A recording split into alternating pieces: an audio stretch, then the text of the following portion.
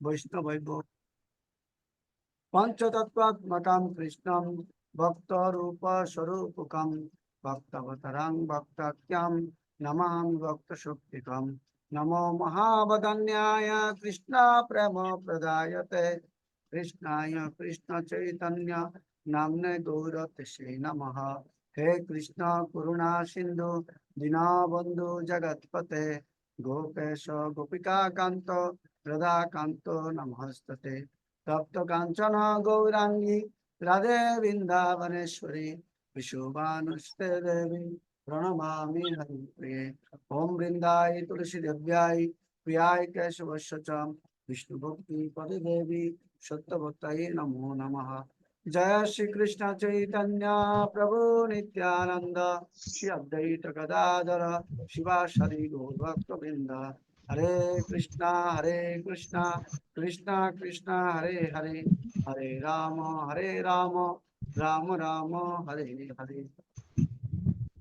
হরে কৃষ্ণ হরে বল। ওম নমঃ ভগবতে বাসুদেবায়। ওম নমঃ ভগবতে বাসুদেবায়। ওম নমঃ ভগবতে বাসুদেবায়। একটু করে দাঁড়িয়ে 5 মিনিট করে যান। গীতা অর্ধয়ন শিলস্য প্রাণায়াম পরস্য চ নৈব সন্তি পাপানি পূর্বজন্মা কৃতানি চ।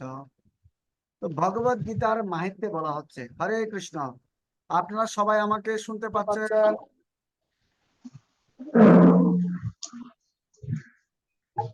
হরে কৃষ্ণ, সবাই শুনতে পাচ্ছেন? বলুন, শোনা যাচ্ছে? শোনা যাচ্ছে প্রভু। হরি বল। বাকিরা আপনাদের বিশাখা মাতাজি শোনা যাচ্ছে? হরে কৃষ্ণ প্রভু। প্রভু টিটু বলছিলাম। শুনতে পাচ্ছেন? হ্যাঁ, শুনতে পাচ্ছি প্রভু। ওকে, ঠিক আছে। আপনারা স্ক্রিন দেখতে পাচ্ছেন কিনা দেখেন তো।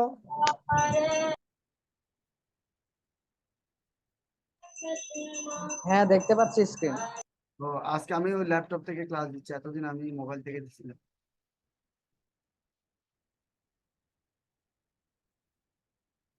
ঠিক আছে। হরে কৃষ্ণ। তো আপনাদের স্বাগত জানাচ্ছি। তো আমি শ্লোক একটা বলেছিলাম, অর্থাৎ কেউ যদি, তো স্ক্রিন গুলো শেয়ার হচ্ছে না যে? শেয়ার আছে, একটার পর একটা আসছে, চলে গেল, একটার পর একটা আসছে। ওখানে ক্লিক করতে হবে, এখানে করতে হবে। Okay. হরে কৃষ্ণ। তো আমি যেটা বললাম, বলা হচ্ছে গীতা অর্ধয়ন শিলস্য প্রাণায়াম অপরিশ্বস্য। কেউ যদি অত্যন্ত গুরুত্ব সহকারে, ভক্তি সহকারে এবং আন্তরিকভাবে প্রত্যেক দিন ভগবত গীতা পাঠ করে এবং শ্রবণ করে, নৈব সন্তি হি পাপানি পূর্বজন্মা কৃতানি চ। পূর্বজন্মের পাপের ফল, সমস্ত পাপের ফল তাকে কি করতে পারে না? হ্যাঁ, তাকে আবদ্ধ করতে পারে না। পূর্বজন্মের কোনো পাপের ফল তার কোনো প্রতিক্রিয়া করতে পারে না। কি করলে? অত্যন্ত গুরুত্ব এবং ভক্তি সহকারে ভগবত গীতা পাঠ করলে অথবা ভগবত গীতা শ্রবণ করলে। তো সেই জন্য আমাদের প্রত্যেকদিন কি করা উচিত? ভগবত গীতা শ্রবণ করা উচিত। তো আমরা আজকে গত ক্লাসের এর আগের ক্লাসে আমি যেগুলো আলোচনা করেছি সেগুলো একটু রিভিউ আপনাদেরকে স্লাইডে দেখাচ্ছি, আপনারা দেখুন। স্লাইডে দেখছেন? আমি পশুর বুদ্ধিমত্তা রয়েছে সে বিষয় নিয়ে বিড়ালের উদাহরণ দিয়েছিলাম, বাবুই পাখির ঘর নির্মাণের উদাহরণ দিয়েছিলাম, তারপর ঈগল উপর থেকে ঈগল নিচে শিকার ধরে সেগুলোর উদাহরণ দিয়েছিলাম, তারপর কুকুরের যে গান শক্তি সেগুলোর উদাহরণ দিয়েছিলাম। এইভাবে আহার সম্বন্ধে আপনারা দেখেছেন। ঠিক আছে, দেখুন, আমরাও ঘুমাই, পশুরাও ঘুমাই। ঠিক আছে, আমরাও নিজেকে আত্মরক্ষা করি, পশুরাও আত্মরক্ষা করে। আমরাও বংশবৃদ্ধি করি, পশুরাও বংশবৃদ্ধি করে। হ্যাঁ, এই যে 4টি কার্যকলাপ, আহার, নিদ্রা, ভয়, মৈথুন, এগুলো মানুষ পশু উভয়ই করে। ঠিক আছে, তো সেজন্য মানুষ এবং পশুর থেকে কখন উন্নত হবে? মানুষ পশুর থেকে কখন উন্নত হবে? যখন থেকে মানুষ পরম তত্ত্ব সম্বন্ধে জিজ্ঞাসা করবে। অর্থাৎ ব্রহ্ম জিজ্ঞাসা বেদে বলতেছে, আমি কে, ভগবান কে, তার সাথে আমার সম্পর্ক কি? যখন থেকে এরকম জিজ্ঞাসাবোধ আসবে, তখন থেকে মানুষ এবং পশুর মধ্যে পার্থক্য তৈরি হবে। কি ধরনের জিজ্ঞাসা করবেন? আমি কে, 4টি প্রশ্ন জিজ্ঞাসা করবেন। আমি কে, ভগবানকে। দুঃখ ক্লেশ চাই না, আমি কষ্ট চাই না, কেন পাচ্ছি? আমি কোথা থেকে এসেছি, আর মৃত্যু পর কোথায় যাব? এগুলো আপনারা চাইলে নোট করে রাখতে পারেন। এই 4টি প্রশ্ন জিজ্ঞাসা যখন করবে, বুঝতে পেরেছেন? আমার ওইটা একটু লাগিয়ে দেন তো, মোবাইলে। বুঝতে পেরেছেন? তারপরে জন্ম মৃত্যু জরাবেদি না চাইতেও কেন আসে? এগুলো না চাইতেও কেন আসে?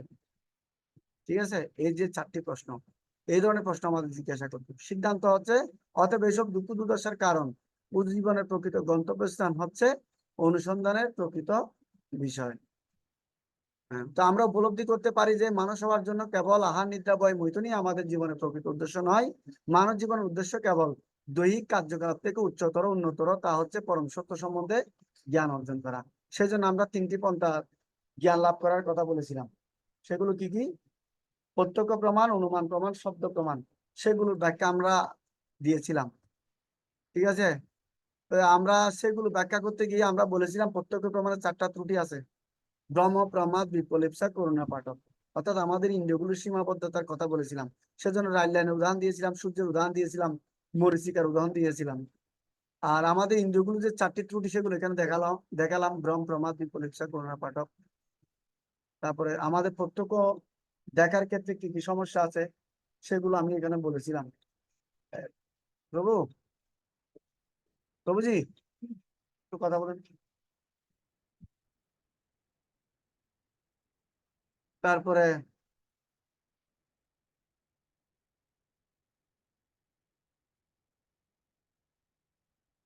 আমাদের কানের সমস্যা রয়েছে, দেখার সমস্যা রয়েছে।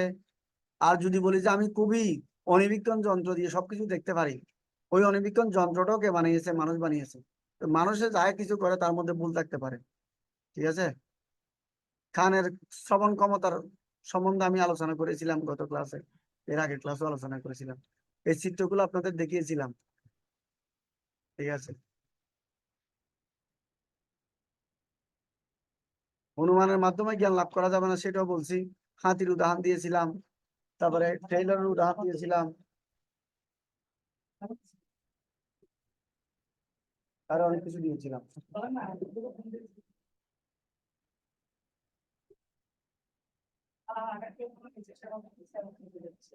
ঠিক আছে, শব্দ প্রমাণের মাধ্যমে জ্ঞান লাভ করা যাবে। কেন?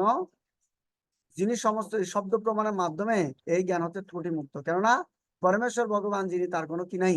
ত্রুটি নাই, তার কোনো ত্রুটি থাকতে পারে না। সেজন্য শব্দ প্রমাণের মাধ্যমে আমরা জ্ঞান লাভ করতে পারি। যেমন ভগবত গীতার জ্ঞান শব্দ প্রমাণের মাধ্যমে লাভ হয়েছে। কৃষ্ণ অর্জুনকে দিয়েছিল, তো অর্জুনের মাধ্যমে পার্থ বৎসা সুধীর বক্তা অর্জুনও পেয়েছিল। অর্জুনের সাথে সাথে সমস্ত জ্ঞানী গুণী ভক্তরা এই গীতামৃত পান করছে বর্তমান। ঠিক আছে, কেন আমরা বেদ পড়ব? বেদের মধ্যে কোনো ভুল আছে কিনা, কেন বেদকে স্বীকার করব, বেদ কি অভ্রান্ত, সেগুলো প্রমাণ দিয়েছিলাম। একটা মোবাইল কিনলে, একটা কম্পিউটার কিনলে একটা ক্যাটালগ বইয়ের উদাহরণ দিয়েছিলাম। শাস্ত্র কি? শাস্ত্র হচ্ছে ভগবান বাণী, সেগুলো নিয়ে বলেছিলাম। ইনস্ট্রাকশন ম্যানুয়াল বুক নিয়ে বলেছিলাম না? আমি আর আলোচনা করছি না, আপনাদের স্যালাড দেখাচ্ছি শুধু।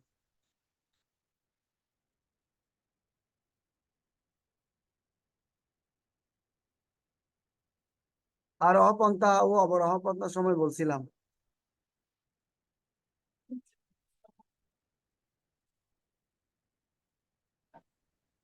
তো আমরা আমরা কেন গুরু গ্রহণ করব? আজকে আমরা এখান থেকে শিখবো মনে হয় না? আমরা কেন গুরু গ্রহণ করবো? আমার বই আছে।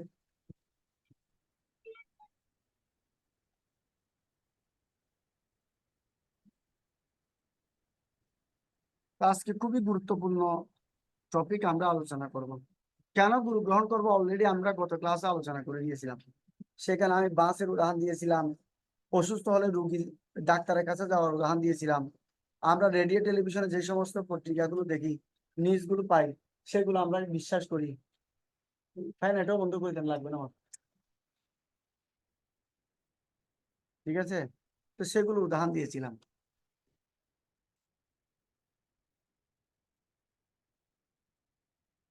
অতএব আমাদের উচিত হচ্ছে আমাদের কাছে যা কিছু ঠিক বা ভালো বলে মনে হবে তা গ্রহণ করা, আর অন্য সবকিছু বর্জন করা। একজন চিকিৎসকের নিকট যাওয়ার উদাহরণ দিয়েছিলাম। ইঞ্জিনিয়ারিং ছাত্ররা ট্রেজার তত্ত্ব কি করে মেনে নেয় এটাও বলেছিলাম। শিশু তার মাকে, তার জননীকে প্রামাণিক ব্যক্তি হিসেবে গ্রহণ করে, মানে উনি আমার বাবাকে মাই বলতে পারে। বাসে উঠার উদাহরণ দিয়েছিলাম। ঠিক আছে, অতএব জ্ঞান লাভের জন্য প্রামাণিক কর্তৃপক্ষের উপর বিশ্বাস স্থাপন করা ছাড়া আমাদের কাছে অন্য কোনো পথ খোলা নেই, কারণ আমাদের 4টি ত্রুটি রয়েছে। তাহলে জ্ঞান লাভ করার জন্য আমাকে কোনো প্রামাণিক ব্যক্তিকে খুঁজে নিতে হবে। যেমন অর্জুন কাকে বেছে নিয়েছিল? কৃষ্ণকে বেছে নিয়েছিল। ঠিক এইভাবে আমাদেরকে জ্ঞান গ্রহণ করার জন্য কোনো একজন সদ্গুরুকে কি করতে হবে? গ্রহণ করতে হবে। যেমন নৈমিষারণ্যের ঋষিরা সুখদেব গোস্বামীকে, পরীক্ষিত মহারাজ সহ অন্যান্য সমস্ত ঋষি, ব্যাসদেব, নারদ, দেবতারা সবাই মহামণি সুখদেব গোস্বামীর কাছ থেকে ভাগবত কথা শ্রবণ করেছিলেন। ঠিক আছে, আপনি যদি কিছু শিখতে চান, প্রশিক্ষণ কোর্সের তত্ত্বাবধানে ক্যারাতে শিখেন, মার্শাল আর্ট শিখেন, গান শিখেন, যাই শিখেন, একজন টিচার আপনার লাগবে, এছাড়া আপনি শিখতে পারবেন না। তাই একজন সদ্গুরুর যোগ্যতা। তা আজকে আমরা শিখবো কি? সদ্গুরু, গুরুদেবের যোগ্যতা। তো গুরুদেবের যোগ্যতা এটার আগে তো আমরা জেনেছি আমরা কেন গুরু গ্রহণ করব, এই পর্যন্ত আমরা জেনেছি। তো আমরা এখনো জেনেছি গুরু গ্রহণ করব। এখন গুরু যে গ্রহণ করব, এই গুরুগুলোর যোগ্যতা কি, সেই বিষয়গুলো আমাদের কি করতে হবে? আলোচনা করতে হবে। আমি একজন কি যথার্থ টিচারের কাছে যাচ্ছি, যার কাছ থেকে আমি এই পরমা পরম সত্য জ্ঞান লাভ করার প্রয়াস করছি? এই বিষয়গুলো আমাকে আগে ক্লিয়ার করতে হবে। তো শাস্ত্রে বলেছে, ভগবত গীতাতে সেটা রেফার করেছে, এবং পরম্পরা প্রাপ্ত ইমাম রাজস্বয়া বিদুহু সকালনেহ মহেতা যুগ নষ্ট পরম তপ। কৃষ্ণ বলছেন অর্জুনকে, এই জ্ঞানটা পরম্পরার মাধ্যমে লাভ হয়েছে। কিসের মাধ্যমে? পরম্পরা। যদি পরম্পরা না থাকে তাহলে সেই জ্ঞানটা কোনো কাজে আসবে না। তো বলা হচ্ছে বৈদিক তত্ত্ব জ্ঞান ব্যথতে অবরহ পন্থায় গুরুদেবের মাধ্যমে শিষ্যের কাছে প্রবাহিত হয়। এইভাবে জ্ঞান প্রবাহের এই পর্যায়ক্রমিক শৃঙ্খলাকে বলা হয় গুরু পরম্পরা, গুরু শিষ্য পরম্পরার ধারা। এটা পরীক্ষায় প্রশ্ন আসবে। ভগবত গীতার 4র্থ অধ্যায় 2 নম্বর শ্লোকের রেফারেন্স এখানে দেখিয়েছে। শ্রীকৃষ্ণ অর্জুনকে বলেন, এবং পরম্পরা প্রাপ্তম। আপনারা গীতায় খুলে দেখবেন 4র্থ অধ্যায় 2 নম্বর শ্লোকে দেখবেন, এখানেই বলেছে এই জ্ঞানটা লাভ করতে পারবেন এবং পরম্পরা প্রাপ্ত। পরম্পরার বাইরে জ্ঞান লাভ করার সুযোগ নাই। এই পরম বিজ্ঞান ভক্তিযুক্ত সেবার মাধ্যমে লব্ধ জ্ঞান, লব্ধ হয়েছিল গুরু শিষ্য পরম্পরা। এভাবে একজন শিক্ষার্থী শিক্ষকের সম্বন্ধে কেবল তার নিজের গুরুদেবের সঙ্গেই নয়, তার সম্পর্ক তার গুরুদেবের গুরু, তার গুরুদেব, তার গুরু, এইভাবে অবিচ্ছিন্ন পরম্পর্যক্রমে স্বয়ং ভগবানের সঙ্গে যুক্ত গুরু শিষ্যের এক শৃঙ্খলের সঙ্গে। এভাবে কোনো গুরুদেব যে বিশেষ পরম্পরার দ্বারা অন্তর্ভুক্ত তাকে বলা হয় তার সম্প্রদায়। বুঝতে পেরেছেন? দৃষ্টান্ত স্বরূপ ব্রহ্ম সম্প্রদায়, ইসকনের তত্ত্বদর্শন ভিত্তিক ব্রহ্ম সম্প্রদায়। বৈদিক জ্ঞান প্রবাহিত হচ্ছে ব্রহ্মা থেকে। ব্রহ্মা এই তত্ত্ব জ্ঞান প্রদান করেন নারদকে, নারদ এই জ্ঞান অর্পণ করেন ব্যাসদেবকে। এভাবে ক্রমশ তা প্রবাহিত হয়, এই শিষ্য পরম্পরার দ্বারা অবিচ্ছিন্নভাবে প্রবাহিত হতে থাকে, এবং আজও এই দ্বারা কৃষ্ণ কৃপা শ্রীমূর্তি শিলা শ্রী ভক্তি বেদান্ত স্বামী প্রভুপাদের শিষ্যবৃন্দের মাধ্যমে অব্যাহতভাবে বহমান। পদ্মা পুরাণে তাই উল্লেখ করা হয়েছে। তাহলে এখনো দেখা যাচ্ছে, তাহলে জ্ঞান লাভ করার জন্য কারা কারা নির্দিষ্ট হয়েছে সেটার কথা শাস্ত্রে উল্লেখ করে দিয়েছে। শাস্ত্রে বলেছে আগেকার সময়ে 17টি টোটাল কি ছিল? পরম্পরা ছিল। কয়টি পরম্পরা ছিল? 17টি পরম্পরা। তো 17টি পরম্পরা হচ্ছে আউল বাউল নেড়া নেড়ি ছাই দরবেশিয়া জাত গোসাই অতিবেরি চোরাদারি গৌরাঙ্গ নাগরী, এরকম টোটাল 13টা সম্প্রদায় ছিল। এবং তার মধ্যে শ্রী সম্প্রদায়, ব্রহ্ম সম্প্রদায়, রুদ্র সম্প্রদায়, চতুষ্কুমার সম্প্রদায়। আজকে থেকে 500 বছর পূর্বে ভগবান শ্রী চৈতন্য মহাপ্রভু এসেছেন, এসে 13টা সম্প্রদায় বাদ করে দিয়েছেন, একদম লিস্ট থেকে কেটে দিয়েছেন। এরা দীক্ষা দিতে পারবে না, ওরা কোনো গুরু হয়ে কারো দায়িত্ব নিতে পারবে না, এরকম 13টাকে বাতিল করে দিয়েছে। যারা এই পরম সত্য মার্গ মানুষকে দেখাবে, মানুষকে দীক্ষা জ্ঞান মন্ত্র দান করবে, এরকম 13টাকে বাতিল করে দিয়েছে, স্বয়ং ভগবান বাদ করে দিয়েছে। তো এখানে শ্লোক দিয়েছে। তো আপনি যদি বলেন আমি মেডিকেলে পড়বো, কিন্তু মেডিকেলের বই নিয়ে আমি গড়ে আসি পড়বো, আমি কোনো টিচারের কাছে যাব না, তাহলে আপনি কোনোদিন ডাক্তার হতে পারবেন? পারবেন না।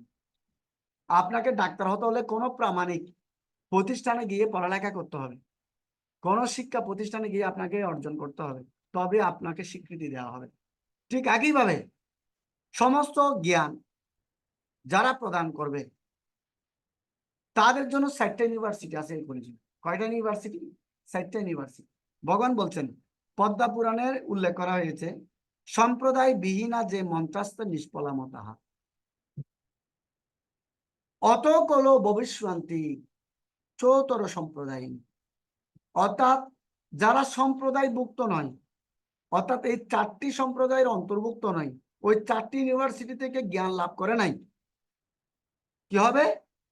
সম্প্রদায় বিহীনা যে মন্ত্র আসছে, যে মন্ত্র, যে গুরুদেবরা মন্ত্র প্রদান করে, শিষ্যরা যে শ্রবণ করে, বলছে তারা এই 4টি সম্প্রদায়ের যদি অন্তর্ভুক্ত না হয়, তাহলে কি হবে? নিষ্ফলামতা, হা, তাদের মন্ত্রের কি হবে? নিষ্ফল হবে, কোনো গতি হবে না। অতগুলো ভবিষ্যন্তি, এই কলিযুগে চৌতর সম্প্রদায়, 4টি সম্প্রদায় কি করা হয়েছে? দেওয়া হয়েছে। মহাপ্রভু স্বয়ং ভগবান 4টি সম্প্রদায় রেখেছে। এরাই প্রচার করতে পারবে, এরাই শিক্ষা প্রদান করতে পারবে, এরাই দীক্ষা প্রদান করতে পারবে, এরা সমগ্র জাতিকে শিক্ষা দিতে পারবে এবং শিষ্য করতে পারবে। সেগুলো কি? শ্রী ব্রহ্মা রুদ্র সনক বৈষ্ণব কীর্তি পাবন রামনজম শ্রী হি শ্রী সক্রে মাধবাচার্যম চতুর্মহর্ষ শ্রী বিষ্ণুর স্বামিনী রুদ্র নিম্বাক আদি তৎসদর্শন। বলা হচ্ছে সেই 7টি সম্প্রদায়, আপনারা স্লাইডে দেখতে পাচ্ছেন কিনা দেখেন। বলা হচ্ছে জ্ঞানটা পরম্পরার দ্বারা আসছে, দেখছেন কিভাবে? কৃষ্ণ থেকে ব্রহ্মা, ব্রহ্মা থেকে নারদ, স্লাইডের মধ্যে দেখতেছেন। এইভাবে মাধবাচার্য, নারদ মণি, এইভাবে আস্তে আস্তে শিল প্রভুপাদের কাছে আসছেন। পরম্পরায় যুক্ত ইন্দ্রিয়গুলো বশীভূত হবে, তার পরম্পরায় যারা যুক্ত তাদের ইন্দ্রিয়গুলো কি হতে হবে? বশীভূত হতে হবে। পরমেশ্বর ভগবান ভক্তিযুক্ত সবাই দৃঢ়বতী হতে হবে। এখন আরো রেফারেন্স দিয়েছে পরম্পরা যুক্ত, দেখছেন? কৃষ্ণ থেকে ব্রহ্মা, ব্রহ্মা থেকে নারদ মণি, এভাবে এই জ্ঞানটা পরম্পরার পর একের পর এক এভাবে প্রবাহিত হচ্ছে। এইভাবে হচ্ছে, এটাকে বলা হয় কি? পরম্পরা। তাই এই কলিযুগের মধ্যে 4টি সম্প্রদায় বা 4টি ইউনিভার্সিটি এই পরম্পরার সাথে যুক্ত আছে, যেগুলো ভগবানের দ্বারা অনুমোদিত। সেগুলো হচ্ছে কি? দেখেন, আপনারা স্লাইডে দেখতে পাচ্ছেন, ভগবান শ্রীকৃষ্ণ রয়েছে, তার থেকে লক্ষ্মী দেবী, শ্রী সম্প্রদায়, ব্রহ্মা, ব্রহ্ম সম্প্রদায়, রুদ্র মানে মহাদেব, মহাদেব শিবজি জ্ঞান লাভ করেছেন সেখান থেকে, এবং চতুষ্কুমার। আবার কলিযুগে সেগুলো লক্ষ্মী থেকে এসেছে রামনাচার্য, ব্রহ্মা থেকে আসছে মাধবাচার্য ব্রহ্মা থেকে, তারপরে মাধবাচার্য থেকে চৈতন্য মহাপ্রভু। তো এই মাধবাচার্য জ্ঞান কার থেকে লাভ করেছে? ব্যাসদেব থেকে লাভ করেছে। তো এখানে অত বিশাল করে দেখাই নাই। তো ব্রহ্মা থেকে নারদমণি, নারদমণি থেকে ব্যাসদেব, তো ব্যাসদেব থেকে মাধবাচার্য। তো বলা হচ্ছে মাধব আচার্য তিনি ছিল নাকি দাপুর যুগে ভীম ছিল। ভীম তখন তার শক্তির মাধ্যমে সমস্ত অসুরদেরকে পরাভূত করত, হত্যা করত। কিন্তু কলিযুগে তিনি মাধবাচার্য রূপে প্রকাশিত হন এবং তিনি তার জ্ঞানের মাধ্যমে সমস্ত জগৎকে কি করেছেন? প্রচার করেছেন এবং জ্ঞানের মাধ্যমে অসুরকে প্রতিহত করেছেন, অসুরকে ভক্ত বানিয়েছেন। বুঝতে পেরেছেন? এই তো এই ব্রহ্মা থেকে মাধবাচার্য, মাধবাচার্য থেকে চৈতন্য মহাপ্রভু, চৈতন্য মহাপ্রভু থেকে এভাবে আস্তে আস্তে আস্তে ছিল প্রভুপাদ। আর ওদিকে রুদ্র থেকে বিষ্ণু স্বামী কলিযুগে, এবং চতুষ্কুমার থেকে, চতুষ্কুমার হচ্ছে ব্রহ্মার 4 জন পুত্র আছে, সনক, সনন্দ, সনত কুমার, সনাতন, এই 4 জন পুত্র রয়েছে। এবং তাদের থেকে এসেছেন কে? নিম্বাক আচার্য। এভাবে আবার এগুলোর অনেক মাহাত্ম্য রয়েছে, এগুলো আমরা অন্য অন্য ক্লাসগুলোতে বলবো। যেমন ৭ম ক্লাসের পরে গ্রেডন হবে, গ্রেডনের পরে হবে গ্রেড 2, কর্মযোগী, জ্ঞানযোগী, ভক্তিযোগী, এগুলো হবে। তখন আপনারা ধারাবাহিকভাবে এগুলো সম্বন্ধে আরো বিস্তারিত তথ্য আপনারা জানতে পারবেন। তাহলে আমরা এখন শিখতে পারলাম এই কলিযুগের মধ্যে 4টা ইউনিভার্সিটির অনুমোদন রয়েছে। এই 4টা ইউনিভার্সিটি কি করতে পারবে? জ্ঞান শিক্ষা প্রদান করতে পারবে, দীক্ষা প্রদান করতে পারবে, গুরু হতে পারবে। অন্য কোন সম্প্রদায়কে কি করা হয় নাই? অনুমোদন করা হয় নাই। বুঝতে পেরেছেন?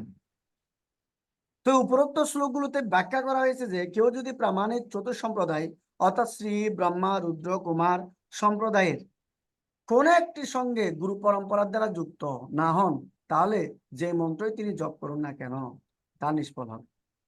তো যে মন্ত্র জপ করুন না কেন, কিন্তু তারা যদি ওই কারেন্টের তারের সাথে যেরকম যুক্ত না হলে যেরকম লাইট জ্বলবে না, ঠিক একইভাবে কৃষ্ণের সাথে যারা যুক্ত হয় নাই, ওই 4টি পরম্পরার সাথে যারা যুক্ত নাই, তাদের ওই মন্ত্রগুলো কোনো কার্যকরী হবে না। তাদের জপ, তাদের তপস্যা, সেগুলো কাজে আসবে না, কেননা তা নিষ্ফল হবে। পরমেশ্বর ভগবান শ্রীকৃষ্ণ এই ব্রহ্মাণ্ডে প্রথম বৈদিক জ্ঞান প্রদান করেন শ্রী লক্ষ্মী দেবীকে, তারপর ব্রহ্মাকে, তারপর শিবজিকে, তারপর চতুষ্কুমারকে। আর বর্তমান কলিযুগে এই বৈদিক বাণী বাহিত হচ্ছে 4 জন সম্প্রদায়ের আচার্যবর্গের মাধ্যমে, রামানুজাচার্য, মাধবাচার্য এবং বিষ্ণু স্বামী এবং নিম্বাক স্বামী। এই 4টি সম্প্রদায় হচ্ছে 4টি ভগবত অনুমোদিত। ভগবত অনুমোদিত মানে ভগবানের দ্বারা অনুমোদিত প্রামাণিক শাস্ত্র সংস্থা, যারা বেদের জ্ঞান নির্ভেজাল ও অবিমিষ্টভাবে প্রদান করে থাকেন। কেননা এই জ্ঞানের উৎস হচ্ছেন পরমেশ্বর ভগবান শ্রীকৃষ্ণ স্বয়ং, যিনি সমস্ত রকম ত্রুটি, ভ্রান্তি, অপূর্ণের ঊর্ধ্বে। সুতরাং এই 4টি সম্প্রদায় যে কোনো একটি হতে আগত গুরুদেব হচ্ছেন একজন যথার্থ প্রামাণিক সদ্গুরু।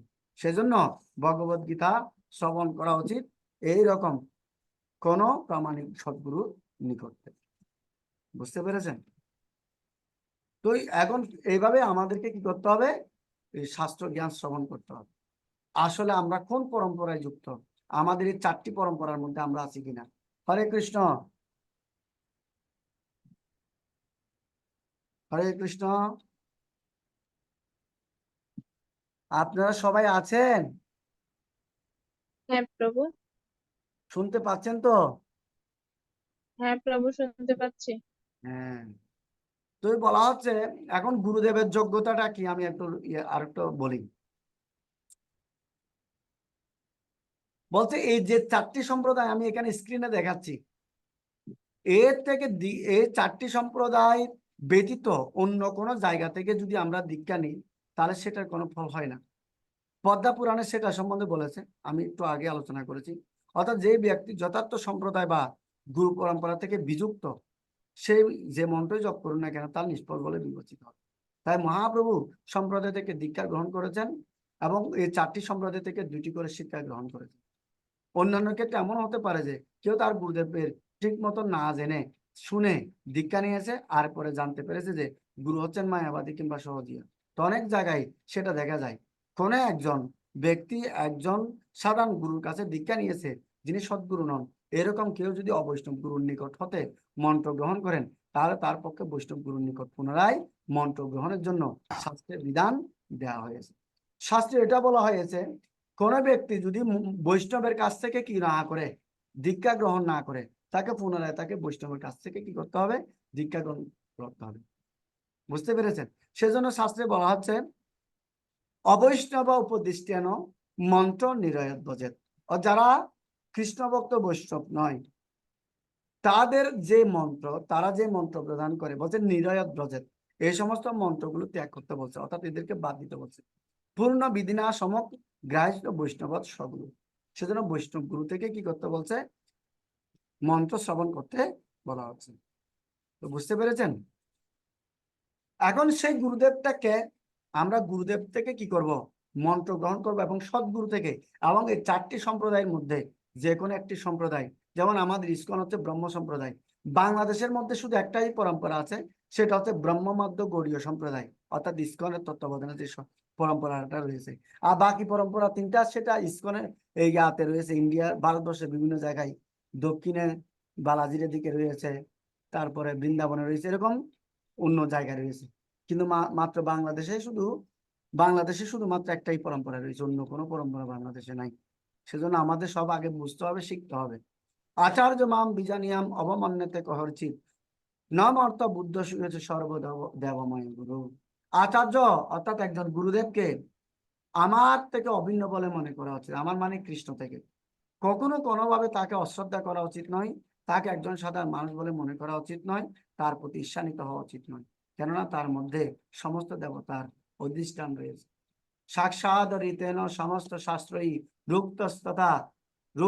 রুক্তস্ততা ভাব্যতে এব সদ্ভি কিন্তু প্রভুরিয় প্রিয় এব তস্য বন্দে গুরু শ্রী চরণার বৃন্দ। বলা আছে গুরুদেবকে সাক্ষাৎ ভগবানের অভিন্ন বিগ্রহ বলে মনে করা আছে। নিখিল শাস্ত্রে যাকে শ্রীহরির অভিন্ন বিগ্রহ রূপে কীর্তন করেছেন, সাধুগুণ যাকে সেই রূপে চিন্তা করে থাকেন, কিন্তু যিনি ভগবানের একান্ত প্রেষ্ঠ, সেই শ্রী গুরুদেবের পাদপদ্মে আমাদের বন্দনা করা উচিত।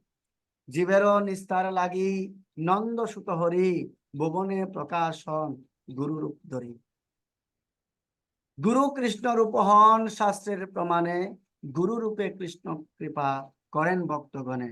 শিক্ষা গুরুকে জানিও তো কৃষ্ণের স্বরূপ, অন্তর্যামী ভক্ত শ্রেষ্ঠ দরে দুই রূপ। তো গুরু হচ্ছে দুই রকমের, একটা হচ্ছে দীক্ষা গুরু আর একটা হচ্ছে শিক্ষা গুরু। শিক্ষা গুরুর কাজ কি? শিক্ষা গুরু হচ্ছে আপনাকে ভগবত গীতায় সমস্ত শাস্ত্র শিক্ষা প্রদান করবে, আপনাকে বুঝাবে, কৃষ্ণকে সেটা জানাবে। আর দীক্ষা গুরু আপনাকে মন্ত্র প্রদান করবে। বুঝতে পেরেছেন?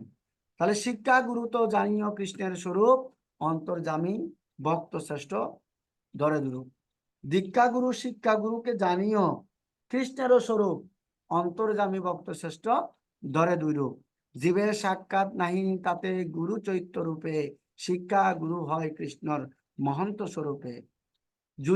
কৃষ্ণ যদি কৃপা করে কোনো ভাগ্যবানে, গুরু অন্তর্যামী রূপে শিখায় আপনে।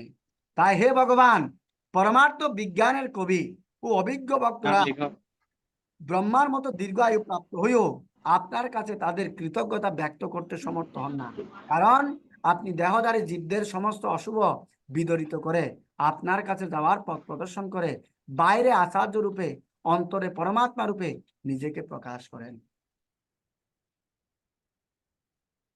তাই হে মন, শশীনন্দন গৌর সুন্দরকে শ্রীকৃষ্ণ রূপ এবং শ্রী গুরুদেবকে শ্রীকৃষ্ণের প্রেষ্ঠ রূপে অনবরত স্মরণ করো। কল্কি পুরাণে বলা হচ্ছে গুরু প্রসন্ন প্রসদতি ভগবান হরি স্বয়ং। কৃষ্ণ তত্ত্ববিদ শ্রী গুরুদেব ভগবানের প্রিয়তম ভক্ত। কৃষ্ণের সহিত গুরুদেবের বৈশিষ্ট্য হচ্ছে শ্রীকৃষ্ণ সেব্য, আর ভগবান আর শ্রী গুরুদেব হচ্ছেন সেবক ভগবান। আবার কখনো এমন বলবেন না গুরুদেবকে ভগবানের আসনে বসা দিবেন আর ভগবানকে আসন থেকে বাদ করে দিবেন। এরকম বিভিন্ন মঠ মন্দিরও হয়। বাংলাদেশের মধ্যে এত মঠ ইসকনের মন্দির তৈরি করার দরকার ছিল না, কিন্তু ইসকন দেখতেছে বাংলাদেশের মধ্যে কতগুলো সাধু রয়েছে যারা ভগবানকে তাদের আসন থেকে বাদ দিয়ে তারা নিজেরাই সেখানে ভগবান সাজি বসে রয়েছে। এইভাবে বাংলাদেশের মধ্যে ভগবানের ফ্যাক্টরি খুলেছে, বিভিন্ন মত ও পথ চলে এসেছে, এভাবে আসল ভগবানটা হারিয়ে গেছে। সেজন্য ইসকন এসে আবার মন্দির তৈরি করছে, রাধা মাধব মন্দির, রাধা গোবিন্দ মন্দির, রাধা কৃষ্ণ মন্দির, জগন্নাথ মন্দির, নৃসিংহ মন্দির, গৌরনিতাই মন্দির, এভাবে ইসকন সেগুলো এস্টাবলিশ করছে। আর সেখানে ভগবানের সেবা, বিগ্রহ শৃঙ্গার, এই সমস্ত সেবাগুলো কি করছে, প্রতিদিন করছে এবং হরিনাম জপ করছে। এই সমস্ত শিক্ষা মানুষকে দিচ্ছে। আর মানুষেরা বিভিন্ন অন্য যারা সাধু সেজেছে, বাবা ঠাকুররা বসে আছে, তারা নিজেরাই সে ভগবানের আসনটা দখল করে বসে আছে, ভগবানকে বের করে দিয়েছে। তো সেজন্য আমরা যাতে ভুল না করি, আমরা যথাযথ যোগ্য এবং শুদ্ধ সৎ গুরুদেবের কাছে যাব, শুদ্ধ ভক্তদের সঙ্গ করব, তাহলে আমাদের ভক্তিপথের উন্নতি হবে। সেজন্য আমাদের চক্ষু দিয়েছে, চোখ দুইটা আছে, আরেকটা হচ্ছে জ্ঞান নেত্র, তৃতীয় নেত্র হচ্ছে জ্ঞান নেত্র, আর রয়েছে আমাদের শাস্ত্র। তো শাস্ত্রের মাধ্যমে এবং সাধু গুরুর কথা যদি মিল থাকে, গুরুর কথা, শাস্ত্রের কথার সাথে সবার কথা মিল থাকতে হবে, তবেই তাহলে ঠিক আছে, না হলে ঠিক নাই। সেজন্য আমাদের ভালো করে বিচার করতে হবে। তাই ব্রহ্মাণ্ড ভ্রমিতে ভ্রমিতে কোন ভাগ্যবান জীব গুরু কৃষ্ণ প্রসাদে পায় ভক্তিলতা বীজ। তো গুরুদেবের যদি কারো কৃপা হয় তাহলে কি লাভ হবে? বলতে ব্রহ্মাণ্ড ভ্রমিতে ভ্রমিতে কোন ভাগ্যবান জীব, কোটি কোটি ব্রহ্মাণ্ড আছে, কোটি কোটি ব্রহ্মাণ্ডের বাক্য আমি তৃতীয় অধ্যায় তৃতীয় চ্যাপ্টারে বলবো। আমাদের ব্রহ্মাণ্ড হচ্ছে 14 তলা বিশিষ্ট, 14 তলা আছে আমাদের এই ব্রহ্মাণ্ডটা। আমরা বলোকে আছি, আমাদের উপরে আছে ভুবলোক, স্বর্গলোক, জনলোক, মহলোক, তপলোক, সত্যলোক।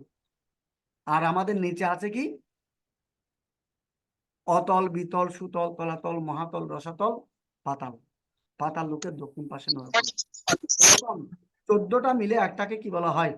ব্রহ্মাণ্ড বলা হয়। এরকম কোটি কোটি ব্রহ্মাণ্ড আছে, বুঝতে পেরেছেন? আর এই কোটি কোটি ব্রহ্মাণ্ডের মধ্যে কোন ভাগ্যবান জীব গুরু কৃষ্ণ প্রসাদে পায় ভক্তিলতা বীজ। সবাই কিন্তু পায় না সদ্গুরুদেব, কোন ভাগ্যবানে পায়, সবাই না। মনুষ্য নাম সহস্রেষু, হাজার হাজার মানুষের মধ্যে কদাচিৎ কেউ একজন সে কৃষ্ণকে বুঝতে পারে, সে গুরুকে বুঝতে পারে, তখন সে কৃষ্ণ সেবার যত্নবান হয়। সবাই নয়, বহু নাম জন্ম নাম অন্তে, বহু বহু জন্মের পরে সে ভাগ্যটা হয়, সবাই নয়। বুঝতে পেরেছেন? শিষ্য অনেক আছে, গুরু কই? আমরা এই জগতের মধ্যে তথাকথিত অনেক ব্যক্তিদেরকে পাই, যাদেরকে গ্রহণ করে তারা ভক্তি পথের কোনো শিক্ষাই দেয় না। একাদশী থাকলেও থাকো, আমিষ খাইলেও খাও, যেটা করবে করো, আমার নামটা স্মরণ করি, এটা অসম্ভব ব্যাপার। বুঝতে পেরেছেন? কোন ব্যক্তি যদি মৎস্য খায়, মাছ মাংস আহার করে, সে যদি তাকে দীক্ষা দান করে, সেও কি নয়, যথার্থ গুরু নন। সদ্গুরুদেব কখনো কোনো পাপের দায়িত্ব নেবে না যে ব্যক্তি পাপ কার্য যুক্ত রয়েছে। বুঝতে পেরেছেন? সেজন্য আমাদেরকে এইভাবে রেডি হতে হবে। সেজন্য যথার্থ গুরুর অনুসন্ধান করতে হবে এবং পরম সত্যকে জানার জন্য প্রয়াস করতে হবে, এবং জেনে জানার পরে সেটা সম্বন্ধে আমাকে অ্যাপ্লিকেশন করতে হবে, আমার জীবনে প্রয়োগ করতে হবে, সেই গুরুদেবের চরণে আত্মসমর্পণ করতে হবে। তবে আমি ভগবানের কাছে ব্যাক টু গড হেড, ভগবানের কাছে ফিরে যেতে পারবো, নাতে নয়। আমরা দেখতে পাই, যথা কাঞ্চনতাম জাতি কাংসম রস বিধানত তথা দীক্ষা বিধানেন দ্বিজত্বম জায়তে নৃণাম। ঠিক যেমন কাঁসার সঙ্গে পারদের রাসায়নিক বিক্রিয়া ঘটিয়ে কাঁসাকে সোনায় রূপান্তরিত করা যায়, তেমনি সদ্গুরুর দ্বারা যিনি যথার্থভাবে দীক্ষা ও শিক্ষা লাভ করেছেন তিনি তৎক্ষণাৎ ব্রাহ্মণ রূপে রূপান্তরিত হয়। উদাহরণ হচ্ছে রত্নাকার দস্যু। কোন দস্যু? রত্নাকার দস্যু। রত্নাকার দস্যুর কথা আপনাদের মনে আছে? হরে কৃষ্ণ। রত্নাকার দস্যুর কথা মনে আছে আপনাদের? মাতাজিরা কিছু বলছে না।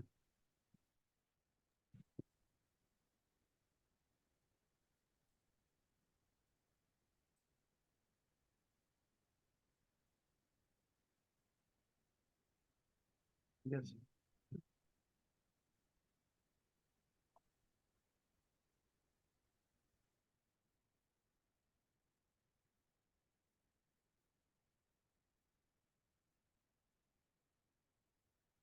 हरे कृष्णा कृष्णा कृष्णा हरे हरे, हरे राम राम राम हरे हरे। তো দেখুন, রত্নাকার দস্যু কার কৃপায়? নারদ মুনির কৃপায় সে রত্নাকার দস্যু বাল্মীকি রূপে হয়েছিল, রূপান্তরিত হয়েছিল। তবে একটু একটু করে আসেন তো। তারপরে আপনারা মিগারির কথা শুনেছেন? মিগারি ব্যাত, যেই পশুদেরকে অর্ধেক হত্যা করে কি করে রেখে দিতেন, আর সেটা দেখে সে আনন্দ পেতেন। আর সেই সেই মিগারিকে, সেই ব্যাতকে নারদ মুনি এসে কি করেছেন? প্রচার করেছেন, দীক্ষা প্রদান করেছেন। তখন সেই মহান ভক্তে পরিণত হয়। তারপরে এরকম সত্যকাম জাবালা, সে সত্য কথা বলার মাধ্যমে গুরুদেবের কৃপা লাভ করেছেন। বুঝতে পেরেছেন? এবার সত্য বলার মাধ্যমে আমরা গুরুদেবকে কি করতে পারি? গুরুদেবের কৃপা আশীর্বাদ লাভ করতে পারি। বুঝতে পেরেছেন? সেজন্য বলা হচ্ছে বেদে, যস্য দেবে পরাভক্তি তস্য দেবে তথা গুরু। যার গুরু এবং ভগবানের প্রতি গভীর ভক্তি শ্রদ্ধা রয়েছে, তস্য কথিতাহি অর্থাৎ প্রকাশ সন্তে মহাত্মা।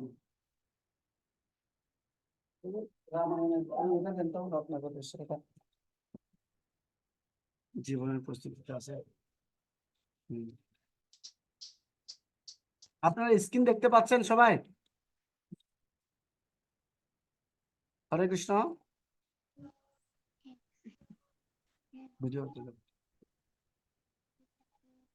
জীবন প্রস্তুতি, জীবন প্রস্তুতি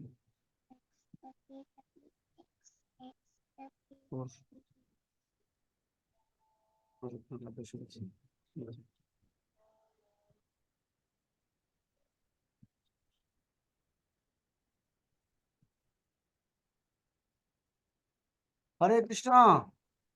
হরে কৃষ্ণ প্রভু। আপনারা শুনতে পাচ্ছেন তো? হ্যাঁ, শোনা যাচ্ছে প্রভু। বাকিরা আছে নাকি ঘুমাই গেছে? না প্রভু।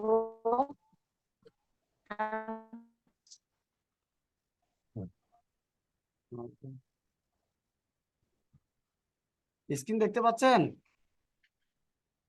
স্ক্রিন এখন আসে নাই তো প্রভু। না প্রভু, আপনাকে দেখা যাচ্ছে।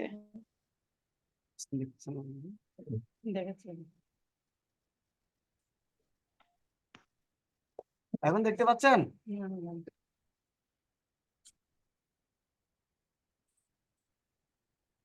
হ্যাঁ, আসছে প্রভু। প্রভু। শুনতে পাচ্ছেন? স্ক্রিনে আসছে, ভিডিওটা এখনো ওপেন হয় নাই।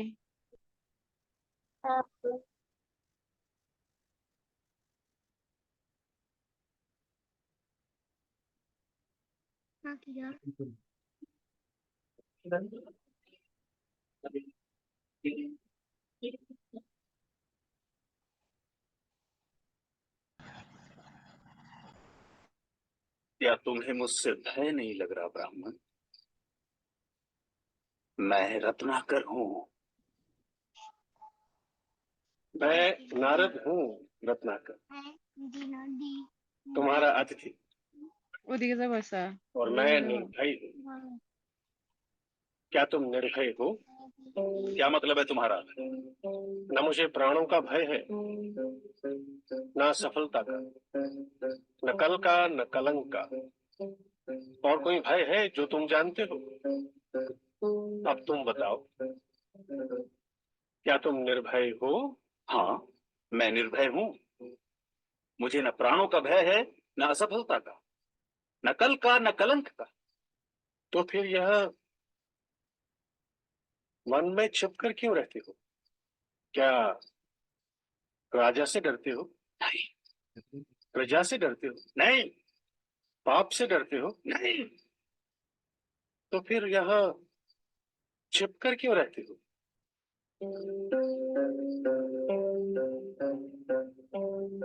उत्तर मैं देता हूँ। पाप करते हो और पाप से डरते हो।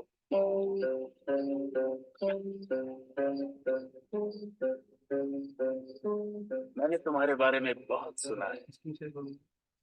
देवताओं के कवि, तुम मुझे फुसला नहीं सकते।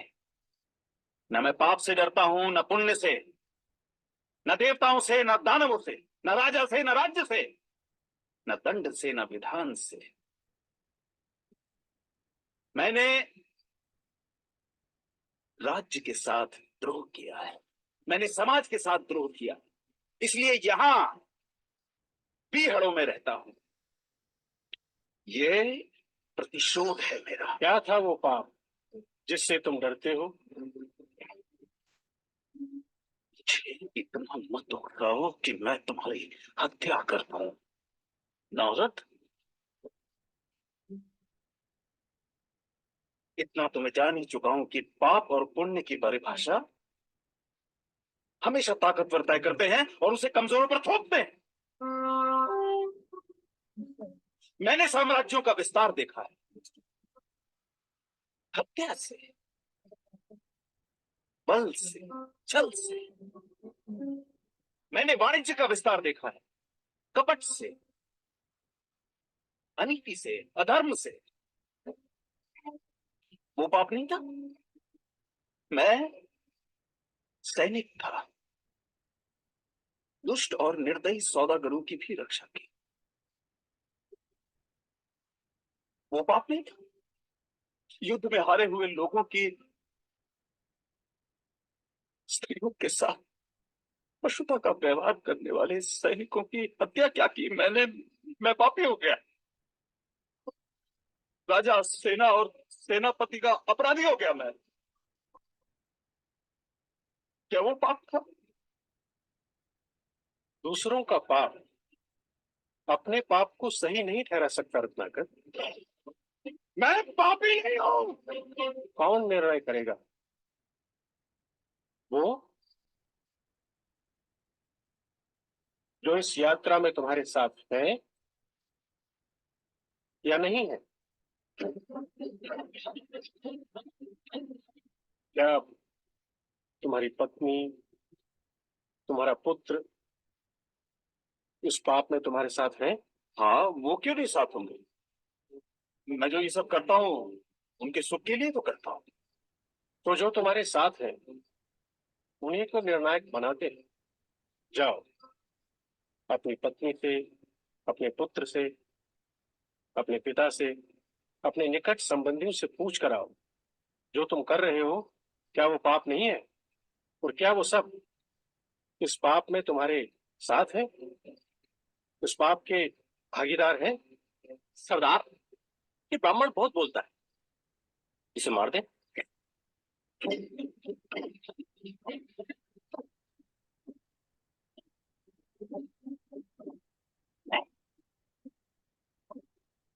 इसे तो मैं अपने हाथों से मारूं,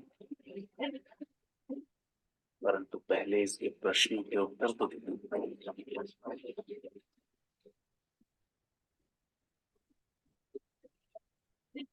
मेरे आने तक इसे बांध कर रखो।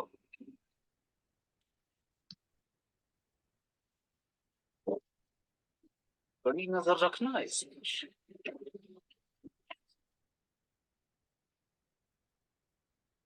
रत्नाकर।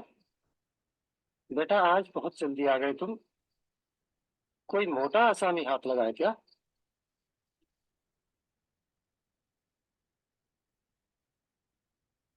क्या बात है स्वामी, आज आप प्रसन्न दिखाई नहीं दे रहे। मैं जो कर रहा हूँ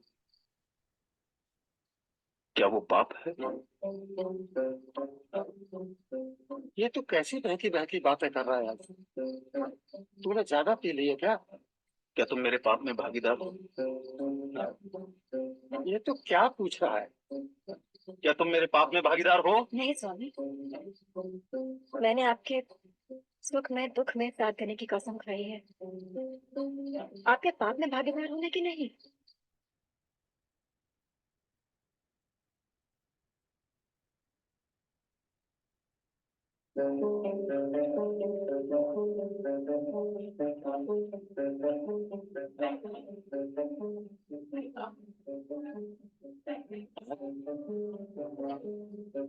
बेटा, ये तो तेरी कमाई है, इसे मैं कैसे बांट सकता हूँ?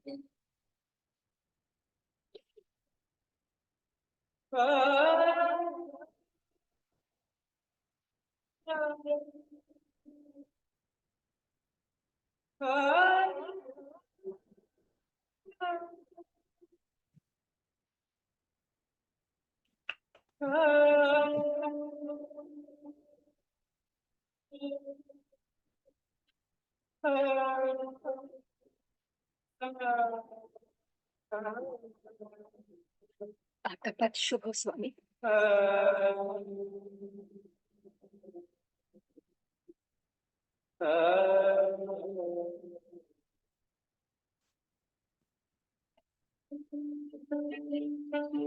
अपि चेत्सु दुराचारो भजते मामनन्यभाक् साधुरेव समन्तव्यः सम्यक् व्यवसितो हि सः।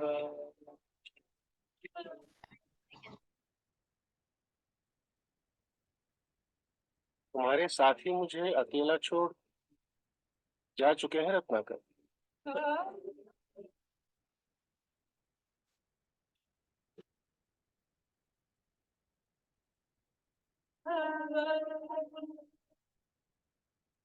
देवर्षि,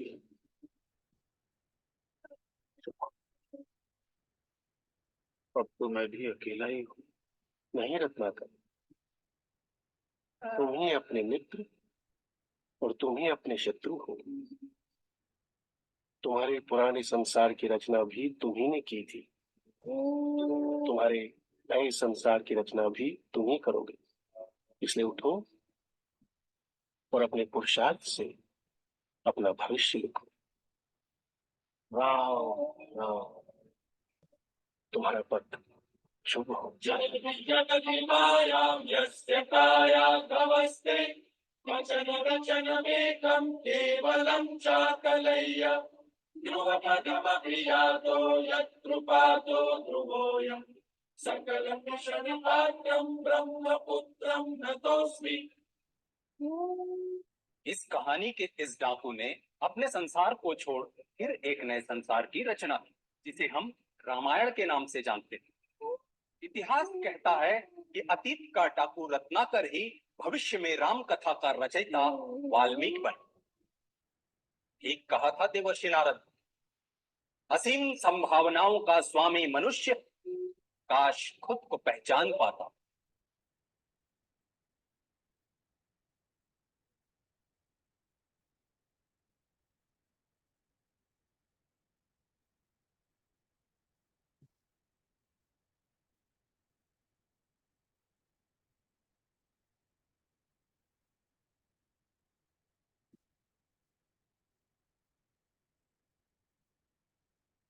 হরে কৃষ্ণ, হরি বল। হরে হরে কৃষ্ণ। কৃষ্ণ হরে কৃষ্ণ। শুনতে পেয়েছেন আপনারা? হ্যাঁ প্রভু, শুনতে পেয়েছি। তো কি বুঝতে পারলেন এখান থেকে?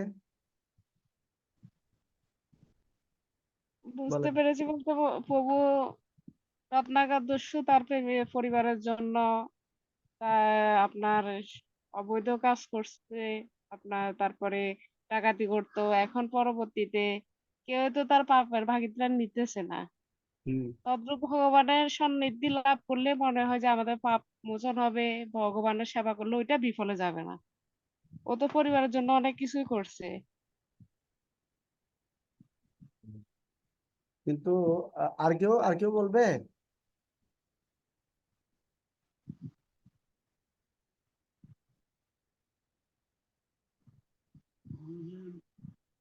আর কেউ বলবে?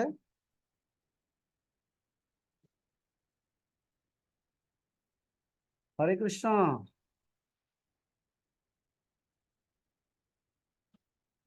আর কেউ বলবে?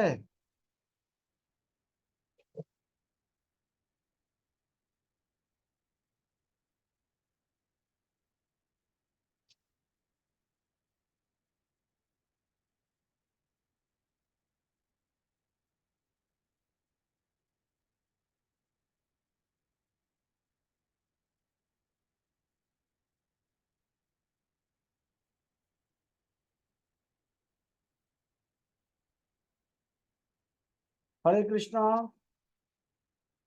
হরে কৃষ্ণ প্রভু। হ্যাঁ মাতাজি, বুঝছেন আপনি কিছু? ভিডিও থেকে কি শিখলাম আমরা? প্রভু, ভিডিও থেকে পাপের বোঝাটা কেউ নিতে চায় না, ওটা নিয়ে জেলে থাকে। আর কিছু?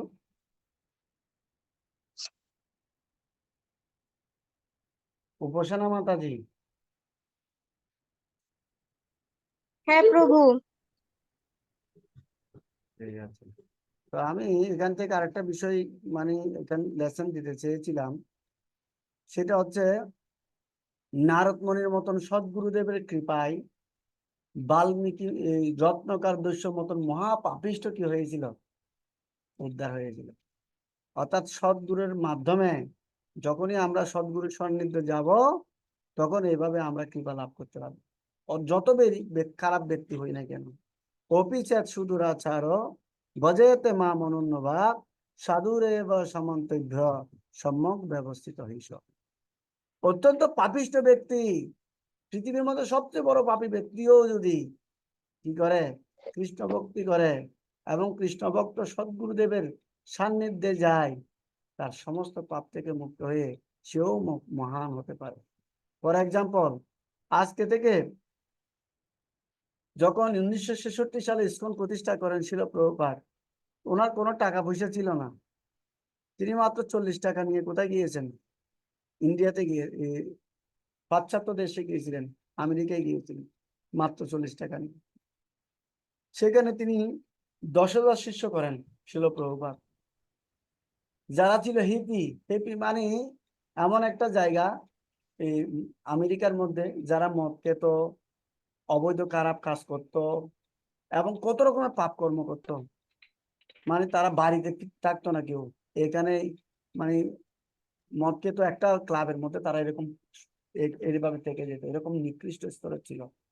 আর প্রভুপাদ তাদেরকে এখান থেকে দৌড়ে দৌড়ে এনে কি করতো, প্রচার করতো। ওরা এক হাত দিয়ে মদ খেয়েছে আর এক হাত দিয়ে প্রসাদ খেয়েছে, এইভাবে ছিল প্রভুপাদ তাদেরকে ভক্ত বানিয়েছে। বুঝতে পেরেছেন? এরকম সদ্গুরুর কৃপা ফলে অনেক কিছু সম্ভব। যেমন আপনারা জগাই মাদাইয়ের কথা জানেন, ভগবান নিত্যানন্দ প্রভুর কৃপায় সেই জগাই মাদা কত বড় পাপী ছিল। শাস্ত্রে বলেছে জগাই মাদা ছিল ব্রাহ্মণের পুত্র। মানে যেটা করলে সবচেয়ে বেশি পাপ হবে, তারা শাস্ত্র পড়ে পড়ে ওই পাপ কর্মটাই করতো। মানে এইটা করলে বেশি পাপ হবে, যে পাপগুলো করতো। একদিন ভগবান যমরাজা তার এই পাপ কার্যের জন্য যমরাজ নিজে তার জন্য আলাদাভাবে একটা কি বলে যমকুণ্ড বানিয়েছে, আলাদাভাবে শাস্তি দেওয়ার জন্য তার জন্য ইয়া বানিয়েছে। কিন্তু যখন ভগবান নিত্যানন্দ প্রভু আসি প্রচার করেছে, তখন ওই জগাই মাদায় উদ্ধার হয়ে গেছে। আর যখন শুনছে যে জগাই মাদায় এই যমরাজ শুনছে যে যখন জগাই মাদায় উদ্ধার হয়ে গেছে, তখন যমরাজ বেহুশ হয়ে গেছিল, অজ্ঞান হয়ে গেছিল। বুঝতে পেরেছেন? আর তখন ওই তার যারা সেবক ছিল তারা খুবই মানে ভয় পেয়ে গেছিল, তাদের প্রভু নেই নেই, কি করবে? তখন শিবজি সেখানে ছিল। শিব বলছে ওই তাদের যারা ইয়া দূত ছিল, যাও তোমাদের প্রভুর কানে কানে হরে কৃষ্ণ কৃষ্ণ কৃষ্ণ হরে হরে, হরে রাম রাম রাম হরে হরে, এই মন্ত্র বলো। তখন এই মন্ত্র বললো, তখন যমরাজ যে অজ্ঞান হয়ে গেছে এখান থেকে আবার জেগে উঠেছে। তখন তিনি ভগবানের মহিমা কীর্তন করছে। আর ভগবান কত দয়ালু, কত মহিমাময়। এখন হরিনাম যে মহাপ্রভু যে নবদ্বীপে যে হরিনামের বন্যা শুরু করেছে সমগ্র পৃথিবীতে, এইটা এখন জমালয়েও চলতেছে। এভাবে সবাই উদ্ধার হয়ে যান, তো জগাই মাথায় পর্যন্ত উদ্ধার হয়ে গেছে। সেজন্য আমাদের কি করা উচিত? নামের আশ্রয় থাকা উচিত এবং সদ্গুরুর তত্ত্বাবধানে সে নাম করা উচিত। তবে আমি কি করতে পারবো? ভগবানের দিব্য সান্নিধ্য লাভ করতে পারবো। আজকাল সমাজের মধ্যে, আমাদের সোসাইটির মধ্যে মানে এই সমস্ত ধর্ম ব্যবসা হয়ে গেছে। বুঝতে পেরেছেন? যেহেতু গুরুদেব হচ্ছেন শিষ্যের কাছে বৈদিক জ্ঞান বাহিত হওয়ার মাধ্যম, সেজন্য তার ভূমিকা অত্যন্ত গুরুত্বপূর্ণ। আমাদের জানা কর্তব্য কে গুরু নন আর কে বা প্রকৃত গুরু। দুর্ভাগ্যবশত সাম্প্রদায়িক বছরগুলোতে আমরা প্রচুর সংখ্যায় পেশাদারি গুরু দেখতে পাই। অনেক সময় মায়েরা বলেন, দীক্ষা যদি না হয় তোমার হাত শুদ্ধি হবে না, তোমার মুখ শুদ্ধি হবে না, তোমাকে দীক্ষা নিতে হবে। এইরকম একবার কি হয়েছে, এক মা কাছ থেকে তার এক সন্তান শুনেছে দীক্ষা নিতে হবে। তখন সন্তান দীক্ষার জন্য গিয়েছে গুরুদেবের কাছে। তো গুরুদেবকে বললো, গুরুদেব আমাকে দীক্ষা দিবেন। গুরুদেব বলছে, আজকে তো আমি মঠে দীক্ষা দিব না, এক জায়গায় আমি প্রোগ্রাম হবে ফেনীতে, চলো সেখানে চলো, সেখানে আমি তোমায় দীক্ষা প্রদান করবো। ঠিক আছে। তো গুরুদেব তখন তো এরকম গাড়ি ঘোড়া ছিল না, তখন ঘোড়াতে করে উঠছে গুরুদেব এবং শিষ্য তার পিছন পিছন হাঁটতেছে গুরুদেবের সাথে। হঠাৎ করে যাচ্ছে, কিছু দূর যাওয়াতে গোড়া থেকে একটা গামছা পরে গেছে। তো শিষ্য এটা দেখেছে, যে শিষ্য দীক্ষা নেওয়ার জন্য গেছে, সে দেখছে, সে কিছু বলে নাই, কিছু করেও নাই। কিছুক্ষণ পর কিছু দূর যখন গেল, গুরুদেব বলছে, কিরে আমার গামছাটা কেন খুঁজে পাচ্ছি না রে? তখন শিষ্য বলল, গুরুদেব ওটা তো ওদিকে পড়ে গেছে, আর তুমি দেখেছ? বলে, হ্যাঁ। তুমি তুলো নাই কেন? গুরুদেব আপনি তো কিছু বলেন নাই, তাই তুলি। আমার মা বলছে গুরুদেব যাই বলবে তাই তৎক্ষণাৎ করবে। আরে বোকা পাগল, এটা কি বলতে হয়? আর তাহলে কি এখন থেকে গোড়া থেকে যা পড়ে যাবে তা কি আমি তুলে নিব? শিষ্য গুরুদেব বলছে, হ্যাঁ যাই পড়ে যাবে তাই নিন। কিছু দূর গেল আর গোড়াটা মল ত্যাগ করলো। আর শিষ্য সেই মলগুলো নিয়ে, গুরুদেব এই নিন। তখন গুরুদেব বলছে, এই রাম রাম রাম রাম, এটা কি করছো? তা আপনি তো বললেন গোড়া থেকে যাই পড়ে যাবে তাই নিয়ে আপনি আমাকে দিবেন, তুমি আমাকে দিবে। বলে, গাধা, কোনটা নিবে কোনটা নিবে না তুমি কি বুঝতে পারো না? বোকা। এভাবে শাসন করছে। হঠাৎ করে শিষ্য বিরক্ত হয়ে একটা ফদ্দ বের করেছে, গুরুদেব আপনি বলুন কি কি গোড়া থেকে পড়ে যাবে, কি কি আমি তুলবো। তখন ধুতি, তলে, গামছা, এই সমস্ত জিনিস অনেক কিছু লেগেছে, করে নিয়েছে। আরো কিছু দূর গেল, তখন কিছু শৃগাল এমন ভাবে দূরে আসতেছে, গোড়া শৃগাল গুলোকে দেখে এমন ভাবে তিরিং বিরিং লাভ দিয়েছে, তখন গুরুদেবও গোড়া থেকে পরে অজ্ঞান হয়ে গেছে। পরে এই দান যেখানে দানের চাষ হয় এরকম কোন একটা জমিতে পরে কাদা মুক্ত হয়ে পড়ে আছে। আর শিষ্য তাড়াতাড়ি ফর্দটা বের করেছে, বের করে এখানে কি লেখা আছে, ধুতি, তলে, গামছা সবগুলো তুলে নিয়ে গোড়ার মধ্যে চাপিয়ে আছে। আর গুরুদেবও নিজে ধুতি, তলে, গামছা পরেছিল, ওগুলো সব তুলে খুলে ফেলছে, খুলে ঘোড়ার উপর রাখছে। বুঝতে পেরেছেন? তারপর কিছুক্ষণ পর গুরুদেবের জ্ঞান ফুরেছে, জ্ঞান ফিরে দেখতেছে গুরুদেবের পরনও কিছু নাই। বুঝতে পেরেছেন? তো গুরুদেব বলছে, এটা কি করলি? দেখেন আপনি আমাকে বিভ্রান্ত করতেছেন কেন? আপনি তো বলেছেন কি কি পরে যাবে, এখানে লেখা আছে দেখেন, ধুতি, তলে, গামছা। আপনি যে পরে যাবেন এটা কি এখানে লেখা আছে? সেজন্য আমি আপনাকে কি করি নাই, তুলি নাই। এরকম যদি হয় তাহলে কোনো কাজে হবে না। তো একবার এক গুরুদেব বলতেছে, গুরুদেবকে বাড়িতে ডেকেছে, বোঝানো করিয়েছে, খাওয়াইছে। গুরুদেব খেয়েছে, গুরুদেব বলছে আমার জন্য মুখ শুদ্ধি আনো। মুখ শুদ্ধি আনতে বলছে। মুখ শুদ্ধি কি আনবে? বলছে আমার জন্য এই এই হর্তকে নিয়ে আসো মুখ শুদ্ধি করার জন্য। এখন শিষ্য হর্তকে নিয়ে আসছে, বলছে আমাকে সার বস্তুটা দাও। গুরুদেব বলতেছে। তখন শিষ্য কি করেছে, সার বস্তু দিচ্ছে। সার বস্তু বলতে শিষ্য বুঝতেছে কি রে, সার বস্তু মনে হয় হচ্ছে বীজ, একটা ফলের বীজটা হচ্ছে সার। তখন তিনি ওই হর্তকের ইয়াগুলো ফেলে বীজটা কি করলো, গুরুদেবকে দিল। তখন গুরুদেবকে বলল, এই নেন গুরুদেব। তখন গুরুদেব রেগে গেল, কি রে, আমি তোমাকে বলছি সার বস্তুটা দিতে, তুমি এটা কি দিচ্ছ? এটা না, এটা সার বস্তু না। গাধা, কোনটা সার বস্তু এটা জানো না? এটা আর খাওয়া যাবে না, যাও এলাচি নিয়ে আসো। এলাচি নিয়ে আসছে, আমাকে এখান থেকে সার বস্তুটা দাও। তো কি করেছে, এলাচির বিচিগুলো ফেলে দিয়েছে, সামনেটা গুরুদেবকে দিয়েছে। তো গুরুদেব বলছে, এই কি, এটা কি সার বস্তু নাকি? তো এইভাবে সে কোনোভাবে গুরুদেবকে সন্তুষ্ট করতে পারছে না। সেজন্য একজন ব্যক্তিকে আগে জানা দরকার গুরুদেব তাকে থেকে কি চায়। আর গুরুদেবের উচিত তার ছাত্রকে ভালোভাবে বুঝিয়ে দেওয়া।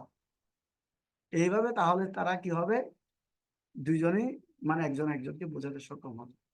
যদি এরকম হয়, অগোছালো কোনো কিছু হয়, তাহলে কারো লাভ হবে না। সেজন্য আমাদেরকে যথার্থ ব্যক্তির অনুসন্ধান করতে হবে এবং যথার্থ শিক্ষা লাভ করতে হবে, তবে আমি বুঝতে পারবো।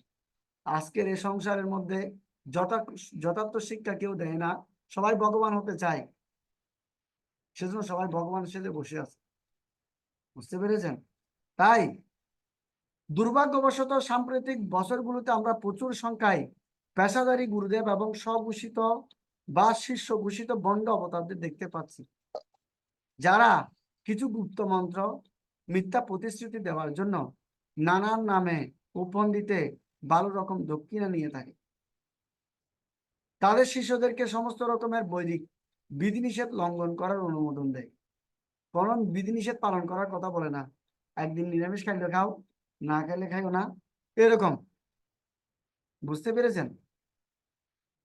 এবং তাদের কোনো 4টি নিয়ম পালন করার জন্য কোনো নিষেধাচার করে না, যেমন মাংসাহার, নেশা, জুয়া, অবৈধ সঙ্গ, এগুলো যোগকে এক সাধারণ স্বাস্থ্য চর্চার অঙ্গ হিসেবে শিক্ষা দেয়। এই যে মানুষের যোগ ব্যায়াম করছে এখন বিভিন্ন জায়গায়, যুগের যে শিক্ষাগুলো দিচ্ছে, কিন্তু এগুলো মূল উদ্দেশ্য কৃষ্ণের সাথে যুক্ত হওয়া, কিন্তু তারা এগুলোকে স্বাস্থ্য চর্চার মধ্যে নিয়ে গেছে। ঠিক আছে? এই ধারণা পোষণ ও প্রচার করে যে যুগ চর্চার উদ্দেশ্য হচ্ছে জনজাগতিক উপকার বা সুফল লাভ করা। এইরকম ঘোষণা করে বেদকে অমান্য করে থাকে আমি ভগবান, তুমিও ভগবান, প্রত্যেকে ভগবান ইত্যাদি শিক্ষা প্রদান করছে। সেজন্য প্রথমে এই উপলব্ধি প্রয়োজন, একজন যথার্থ সদ্গুরুর লক্ষণ কি, কে প্রকৃত শুদ্ধ জ্ঞান লাভ করেছেন, সেই দিব্য জ্ঞান তিনি অপরকে প্রদানে সমর্থ কিনা। বুঝতে পেরেছেন? সেজন্য কিবা বিপ্র কিবা ন্যাসী শূদ্র কেন নয়, যে কৃষ্ণ তত্ত্ববেত্তা সেই গুরু হয়। তো গুরুকে, যিনি কৃষ্ণ তত্ত্ববেত্তা, যিনি কৃষ্ণ সম্বন্ধে জানেন, কৃষ্ণ ভিন্ন কিছু বলেন না, তিনি হচ্ছেন যথার্থ সদ্গুরু। বুঝতে পেরেছেন? তাই কোন রকম যাচাই না করে কোনো ব্যক্তিকে অন্ধভাবে প্রামাণিক বলে গ্রহণ করা উচিত নয়। উদাহরণস্বরূপ, যে ব্যক্তি একজন হাতুড়ে চিকিৎসকের কাছ থেকে ওষুধ গ্রহণ করে, সে বুদ্ধিহীন এবং সে আরো বেশি ভোগান্তিকে আমন্ত্রণ করে থাকে। সেজন্য এইরকম কোন যোগ্যতা সম্পন্ন চিকিৎসকের শরণাপন্ন হওয়া উচিত, যিনি কোনো স্বীকৃত মেডিকেল কলেজ থেকে ডিগ্রি নিয়েছেন, যার সুন্দর চিকিৎসা সংক্রান্ত অভিজ্ঞতা আছে এবং যিনি রোগ নিরাময়ে সুদক্ষ। কারো মুখের কথা, দেহের রূপ বা জাতি বর্ণ বিচারের দ্বারা তার গুরু হবার যোগ্যতা বিচার করা যায় না। ঠিক যেমন সোনার বিশুদ্ধতা নির্ধারণ করা হয় নির্দিষ্ট ধরনের পরীক্ষার মাধ্যমে, তেমনি কেউ যথার্থ সদ্গুরু কিনা তা নির্ধারণের জন্য পরীক্ষা পদ্ধতি রয়েছে। তা এরকম। হরে কৃষ্ণ। তো কেউ যথার্থ সদ্গুরু কিনা সেটা আমাদের পরীক্ষা করতে হবে। বুঝতে পেরেছেন? কিভাবে পরীক্ষা করব? তিনি হবেন একজন প্রামাণিক গুরুদেব বা সদ্গুরু, যিনি স্বয়ং ভগবান হতে আগত, গুরু শিষ্য পরম্পরার ধারায় শিষ্যত্ব গ্রহণ করে ভগবত প্রদত্ত পরম তত্ত্ব জ্ঞান শ্রবণ করেছেন। সেই জ্ঞান তিনি কোন রকম পরিবর্তন না করে অভ্রান্ত ভাবে প্রদান করেন। সেজন্য তার কথা অভ্রান্ত, তার সাধারণ মানুষের 4টি ত্রুটি থেকে মুক্ত। শ্রীমদ্ ভাগবতে বলা হচ্ছে, তস্মাৎ গুরু প্রপদ্যতে জিজ্ঞাসু শ্রেয় উত্তমম শব্দে স্বপর নিষ্কৃতম স্বব্রহ্মণোপসমাশ্রয়ম। অতএব কেউ যদি আন্তরিক বা প্রকৃত আনন্দ লাভের অভিলাষ করেন, তাহলে তাকে অবশ্যই দীক্ষা গ্রহণের মাধ্যমে একজন সদ্গুরু আশ্রয় গ্রহণ করতে হবে। সদ্গুরুর যোগ্যতা হচ্ছে তিনি গভীরভাবে শাস্ত্রের সিদ্ধান্ত উপলব্ধি করেছেন এবং অন্যদেরও সেসব সিদ্ধান্ত বিষয়ে প্রত্যয় উৎপাদনে সক্ষম। যারা জড় সুখ সুবিধাকে অগ্রাহ্য করে পরমেশ্বর ভগবানের শরণ গ্রহণ করেছেন, এই ধরনের মহান ব্যক্তিদের যথার্থ সদ্গুরু বলে জানত। একজন গুরুদেব অবশ্যই শাস্ত্র সিদ্ধান্ত সমূহের সুগভীর তত্ত্ববোধ বা উপলব্ধি অর্জন করেছেন, কেননা তিনি পরম তত্ত্ব বা পরম সত্য শ্রবণ করেছেন, তা বুঝেছেন এবং অনুশীলনের মাধ্যমে উপলব্ধি করেছেন। তিনি অবশ্যই ভগবত বচনে ব্রতী হবেন। তিনি শাস্ত্র উক্তি দ্বারা এবং বর্তমান ও পূর্বতন সত্যদষ্ট মহাজনগণের উক্তির দ্বারা তাত্ত্বিক ও সিদ্ধান্ত সমূহের সত্যতা প্রামাণিকতা প্রতিপাদন করতে সমর্থ হবেন। তিনি কেবল পূর্ণ জ্ঞান উপদেশ দান করবেন না, তিনি হবেন একজন আচার্য। তিনি নিজ জীবন ধারার মাধ্যমে দৃষ্টান্ত উপস্থাপন করার শিক্ষা দিবেন। আচার্য মানে আচার প্রচার, এই 2 কার্য জগতের গুরু তুমি আর্য। আচারও করতে হবে, প্রচারও করতে হবে। গুরুদেব যা কিছু নিজে আচরণ করবেন, তার শিষ্যকে তাও শিখাবেন। 1 মিনিট।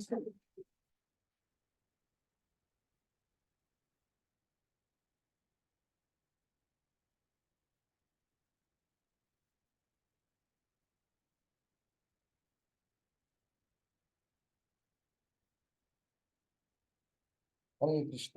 একটু বৃষ্টি আসছিল সেজন্য হরিবল। তো উনি হবেন আচার্য, অর্থাৎ তিনি যা নিজে পালন করেন তা শিখাবেন।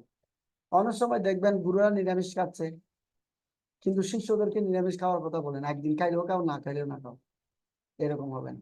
তিনি নিজে যা অনুশীলন করে তিনি তা শিখাবেন। বুঝতে পেরেছেন?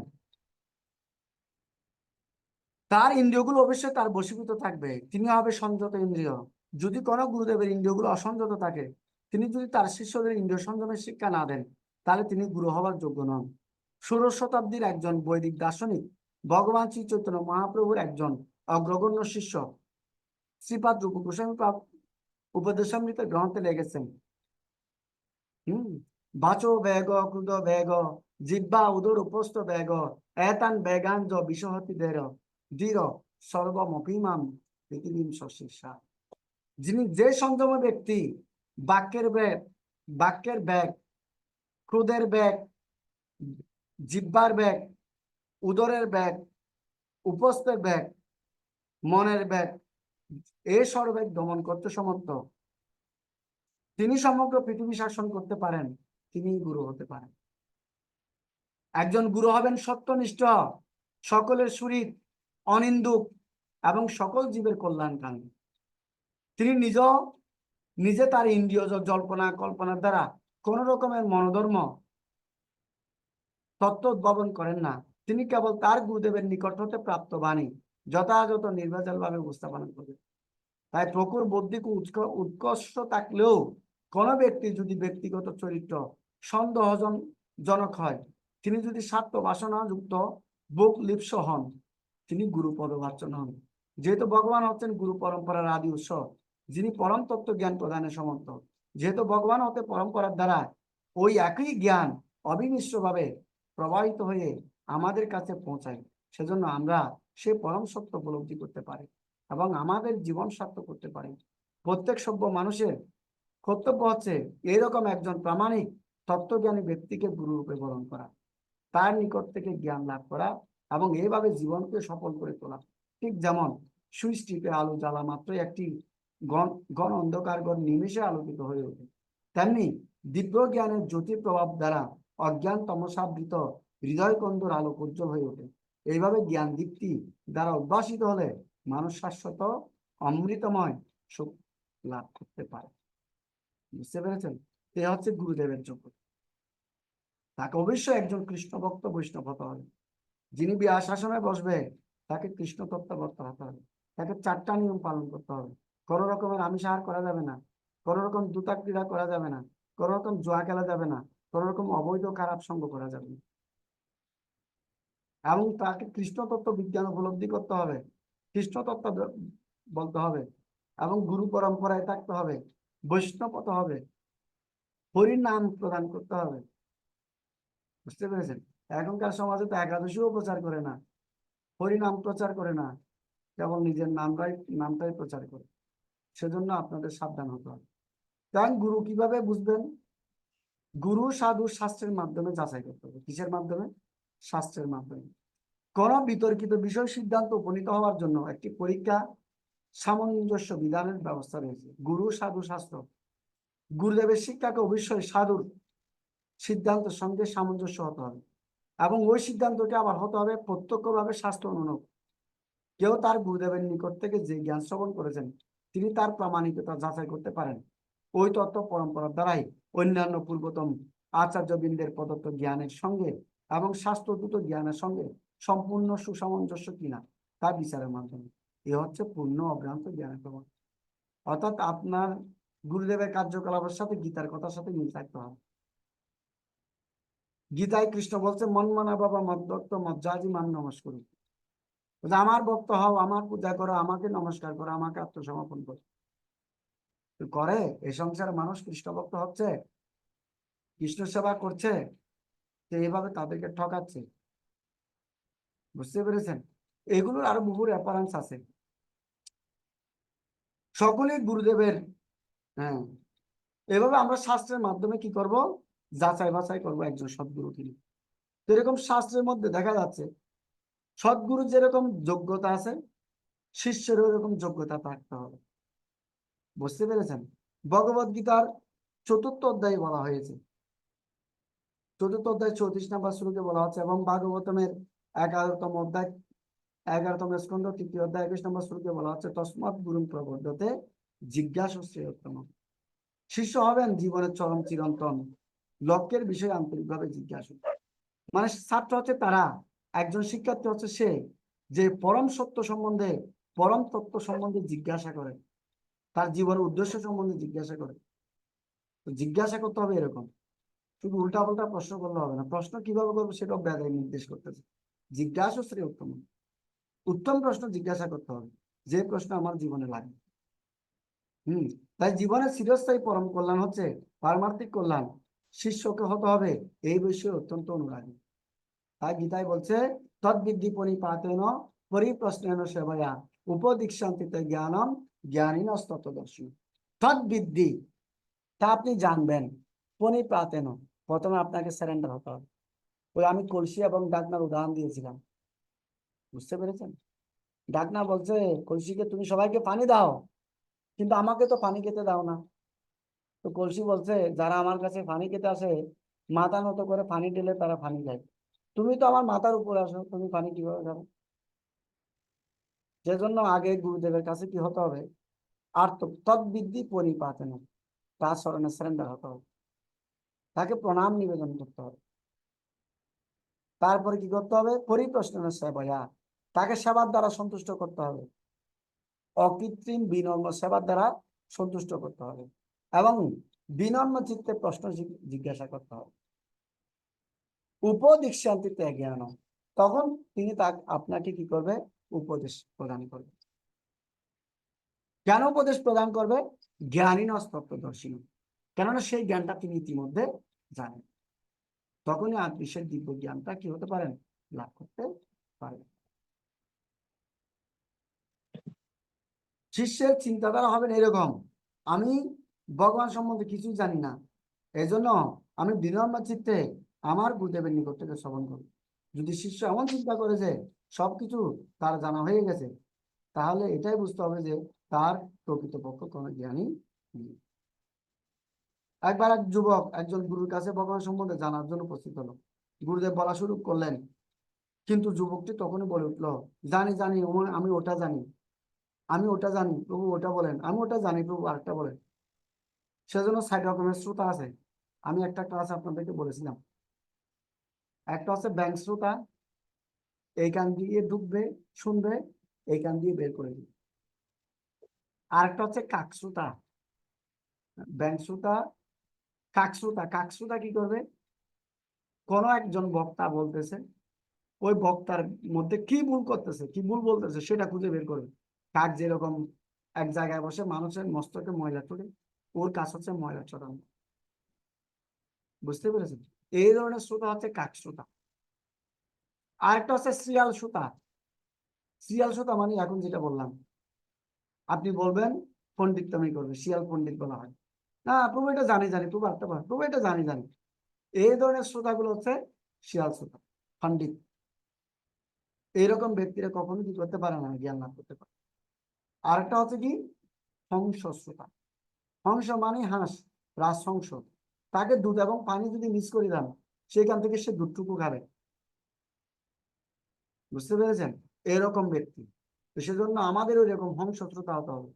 আমরা এই ক্লাসের মধ্যে কি শিখতেছি, সেখান থেকে এসেন্স গুলো আমরা নিব, যা কিছু ভালো সবগুলো আমরা এখান থেকে আহরণ করব, সেগুলো আমার জীবনে প্রয়োগ করব। এরকম হতে হবে। তো আপনারা কোন ধরনের শ্রোতা হতে চান একটু শুনি। হরে কৃষ্ণ। হরে কৃষ্ণ বাবু। আপনারা কিরকম শ্রোতা হতে চান? 4 নাম্বারটা হংস শ্রোতা। হংস শ্রোতা। হ্যাঁ বাবু। ঠিক আছে। এরকম প্রতিবার গুরুদেব যখন কিছু বলতে যাচ্ছিলেন, যুবকটি একই উক্তির পুনরাবৃত্তি করতে লাগলো, অর্থাৎ আমি জানি জানি। তাকে শিক্ষা দেওয়ার জন্য গুরুদেব তার হাতে একটি গ্লাস রেখে তাতে গরম দুধ জ্বলতে লাগলো। গ্লাসটি পরিপূর্ণ হয়ে গেল, তারপর দুধ ছাপিয়ে পড়ে যেতে লাগলো। তবুও গুরুদেব দুধ ডালা বিরতি নেই। যুবকটি তা দেখে চিৎকার করে বলতে লাগলো, আপনি কি দেখছেন না যে দুধ ছাপিয়ে পড়ে যাচ্ছে? আপনি বন্ধ করছেন না কেন দুধ ডালা? গুরুদেব হাসলেন এবং বললেন, এইটাই হচ্ছে তোমার অবস্থা। যেহেতু অসংখ্য পূর্ব ধারণায় তোমার মস্তক ভর্তি হয়ে রয়েছে, সেজন্য শাস্ত্র কি বলছে তা শ্রবণ করার মতো অবস্থা তোমার নাই। তাই যুবকটি তার ভুল বুঝতে পারলো। সুতরাং শ্রবণ করতে হবে বিনীতভাবে এবং খোলা মন। বুঝতে পেরেছেন? স অভয়ং ময়া তেহদ্য যোগ পুক্ত পুরাতন ভক্তি অসি মেস তকা চেতি রহস্যম হি এত উত্তম। স এবং ময়া বলতে কৃষ্ণ বলছে, হে এই সনাতন যুগ আজ আমি তোমাকে বললাম। কেন? কারণ তুমি আমার ভক্ত ও সখা, তাই তুমি এই বিজ্ঞানের অতি গূঢ় রহস্য হৃদয়ঙ্গম করতে পারো। তাহলে এই ভগবত গীতার অমৃতময়ী বাণী কারা বুঝতে পারবে? ভক্ত অতি সখা মে, যারা ভগবানের ভক্ত হবে তারা এই রহস্য উদ্ভাবন করতে পারে। সেজন্য আমি আগে গতবার বলেছিলাম, মধুর বোতল মধুর বোতল ছাটলে যেরকম মধুর স্বাদ পাওয়া যাবে না, তেমনি ভগবানের ভক্ত না হলে ভগবত গীতার তত্ত্ব হৃদয়ঙ্গম করা যায় না। তাই দুই শ্রেণীর মানুষ রয়েছে, দুই শ্রেণীর মানুষ, একটা হচ্ছে দেব, একটা হচ্ছে অসুর। ভগবান অর্জুনকে এই মহিমাময় বিজ্ঞানের একজন গ্রহীতা রূপে নির্বাচন করেছিলেন, এই জন্য যে অর্জুন ছিলেন ভগবানের একজন ভক্ত। এই রহস্যময় উত্তম বিজ্ঞান উপলব্ধি করা একজন অসুরের পক্ষে সম্ভব নয়। অর্জুন শ্রীকৃষ্ণকে পরমেশ্বর ভগবান বলে গ্রহণ করেছেন এবং অর্জুনের পদাঙ্ক অনুসরণ করে রচিত গীতার যে কোনো ভাষ্য প্রমাণিত। অসুর স্বভাব বিশিষ্ট মানুষেরা অবশ্যই ভগবান শ্রীকৃষ্ণকে তার যথার্থ স্বরূপে গ্রহণ করতে আদৌ প্রস্তুত নয়। পরিবর্তে কৃষ্ণ সম্বন্ধে কিছু মানসিক জল্পনা সৃষ্টি করে তাদের এই কৃত্রিম উদ্ভাবনকে বাকচতুর্যের দ্বারা তারা অত্যন্ত রমণীয় রূপে উপস্থাপনা করে তার পাঠক বর্গকে শ্রীকৃষ্ণের শিক্ষা নির্দেশের পথ থেকে ভ্রষ্ট করে, তাদেরকে বিপদে পরিচালিত করে। সেজন্য ভগবত গীতা উপলব্ধি করতে হলে একজন শিষ্যকে অবশ্যই শ্রীকৃষ্ণের ভক্ত হতে হবে। তাহলে আপনাদেরকে কি হতে হবে? হরে কৃষ্ণ, ভক্ত হতে হবে নাকি? যস্য দেবে পরা ভক্তি যথা দেবে তথা গুরু তস্য করি তাই অর্থা প্রকাশন্তে মহাত্মা। সেই সব মহাত্মাগণ যাদের গুরু ভগবানের পরাভক্তি রয়েছে, কেবল তাদের কাছে বৈদিক জ্ঞানের সমস্ত তাৎপর্য সতই প্রকাশিত হয়। শ্বেতাশ্বতর উপনিষদে বলা হচ্ছে গুরুদেবের প্রতি শিষ্যের শ্রদ্ধা রাখতে হবে। এই শ্রদ্ধা কেবল কোন তাত্ত্বিক বিষয়ে বুদ্ধিক সমৃদ্ধি মাত্র নয়, বরং শিষ্য অবশ্যই গুরুদেবের নিকট তার একজন অনুগত দাস হিসেবে আত্মসমর্পণ করবেন এবং গুরুদেবের উপদেশকে তার জীবনের ব্রত বলে গ্রহণ করবেন। সর্বোপরি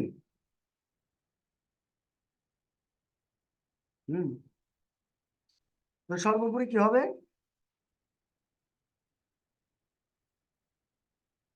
সেজন্য ভগবত গীতা উপলব্ধি করতে হলে একজন শিষ্য অবশ্যই শ্রীকৃষ্ণ ভক্ত হতে হবে, দাস হতে হবে এবং সর্বোপরি গুরুদেব শিষ্যের জড়বন্ধন মোচন করতে পারেন। সেজন্য শিষ্য তার গুরুদেবের নিকট চিরঋণী থাকবেন। যিনি ব্যক্তিগতভাবে তাকে অজ্ঞানতময় বদ্ধ জীবন থেকে উদ্ধার করেন, তাকে পূর্ণ জ্ঞানময় দিব্যানন্দময় নিত্য জীবন প্রদানের মাধ্যমে তাকে আশীর্বাদ ধন্য করেন, কৃতার্থ করেন। সংক্ষেপে তো একজন শিষ্যের সংক্ষেপে যোগ্যতা বলতে সেগুলো মনে রাখবেন। 1 নম্বর হচ্ছে শ্রবণের আগ্রহ, 2 নম্বর হচ্ছে আন্তরিক হৃদয়ে বিনম্রভাবে পারমার্থিক তত্ত্ব জিজ্ঞাসা, 3 সেবার মনোভাব, 4 পরমেশ্বর ভগবানের প্রতি ভক্তি, 5 গুরুদেবের প্রতি গভীর শ্রদ্ধা, 6 গুরুদেবের আদেশ পালনে উন্মুখতা। এ হচ্ছে একজন শিষ্যের যোগ্যতা। হরে কৃষ্ণ। আপনারা ভিডিও অন করুন। আপনাদের বইটা থাকতো তাহলে আমাকে এত কষ্ট করে পড়তে হতো না, আপনারাও সেটা দেখতে পারতেন। আমি বই নিয়ে নিয়েছি ইতিমধ্যে, আপনাদের কাছে পাঠিয়ে দিব, ঠিক আছে? তো ভিডিও অন করেন সবাই। তো বুঝতে পেরেছেন তো আপনারা সবাই? হরি বল।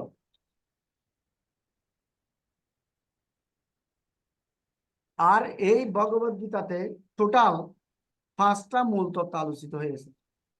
সেটা হচ্ছে ঈশ্বর পরম নিয়ন্তা বা ভগবান, জীব অধস্তন নিয়ন্তা, চেতন সত্তা জীব ভগবানের দ্বারা নিয়ন্ত্রিত, প্রকৃতি সত্য রজতম এই ত্রিগুণাত্মিকা জড়া প্রকৃতি, কাল শাশ্বত কাল শ্রীকৃষ্ণের একটি শক্তি, কর্ম শাশ্বত কালের পরিসীমায় নিয়ন্ত্রণাধীন প্রকৃতির ত্রিগুণের সমন্বয়ে সম্পাদিত কার্যকলাপ। বুঝতে পেরেছেন? এই 5টা তত্ত্ব ভগবদ গীতাতে আলোচনা হয়েছে এবং ভগবদ গীতার সমগ্র তত্ত্বকে 3টি শিরোনামে বিভক্ত করা হয়েছে। সম্বন্ধ, অবিধেয়, প্রয়োজন। সম্বন্ধ মানে কি? আমি কে, ভগবানকে, তার সাথে আমার সম্বন্ধ কি। সেজন্য আপনারা যে পূজা করেন, অনুষ্ঠান করেন, ধর্ম করেন, ব্রত করেন, এগুলো 3টা সূত্রে মিলাইতে হবে। একটা হচ্ছে সম্বন্ধ, অবিধেয়, প্রয়োজন। সম্বন্ধ মানে আমি যে জিনিসটা করছি তার সাথে আমার সম্পর্কটা কি। অবিধেয় মানে সেই সম্বন্ধটাকে পূর্ণ জাগ্রত করা। একমাত্র সম্বন্ধ হচ্ছে আমাদের ভগবানের সাথে, কৃষ্ণের সাথে। সেই সম্বন্ধটা পূর্ণ জাগ্রত করতে হবে, এটা হচ্ছে অবিধেয়। আর প্রয়োজন হচ্ছে তার সাথে যদি সম্পর্ক করি তাহলে আমি অন্তিমে ভগবানের কাছে ফিরে যেতে পারি। এটাকে বলা হয় সম্বন্ধ জ্ঞান। তো এইভাবে আপনাদের বাড়ির কাজ হচ্ছে ভগবদ গীতার 4র্থ অধ্যায়ের 1 নম্বর শ্লোক, 4র্থ অধ্যায়ের 2 নম্বর শ্লোক, 4র্থ অধ্যায়ের 3 নম্বর শ্লোক, 4র্থ অধ্যায়ের 34 নম্বর শ্লোক মুখস্থ করতে হবে। আপনার লেখে রাখেন, এগুলো মুখস্থ করে আসতে হবে আর আমাকে বলতে হবে। শিষ্যের যোগ্যতা কি সেটা মুখস্থ করতে হবে। তারপরে গুরুদেবের যোগ্যতা কি সেটা মুখস্থ করতে হবে। এই অধ্যায়ের প্রশ্ন আমি আপনাকে দিয়ে দিব আজকে, আপনাদেরকে প্রশ্ন দিয়ে দিব মোবাইলে। তারপরে বইও পাঠিয়ে দিব আমি শিপন প্রভুর মাধ্যমে। আপনারা আগামী সপ্তাহের মধ্যে এই অধ্যায়ের যতগুলো প্রশ্ন উত্তর আছে সবগুলো খাতায় নোট করবেন, ঠিক আছে? এখন আমি পড়াবো, কিন্তু আপনারা যদি নোট না করেন, এগুলো না শিখেন, তাহলে সেগুলো আপনাদের মনে থাকবে। বুঝতে পেরেছেন? আমি আজকে গুরু সম্বন্ধে অনেক কথা বলেছি। আমি আজকে আরো অনেকগুলো গল্প করতে চেয়েছিলাম, আসলে আমি আজকে সকাল থেকে ক্লাস দিতে দিতে ক্লান্ত হয়ে গেছি। সকালে 11টায় ক্লাস দিলাম, বিকাল 3টায় ক্লাস দিলাম, 4:30টায় ক্লাস দিলাম, তারপরে এখনো ক্লাস দিচ্ছি। বুঝতে পেরেছেন? সেজন্য অনেক ক্লান্ত হয়ে গেছে। আরো কিছু গল্প বলার ইচ্ছা ছিল, বলতে পারছি না, সময় পাচ্ছি না। কোনো প্রশ্ন থাকলে করুন তো।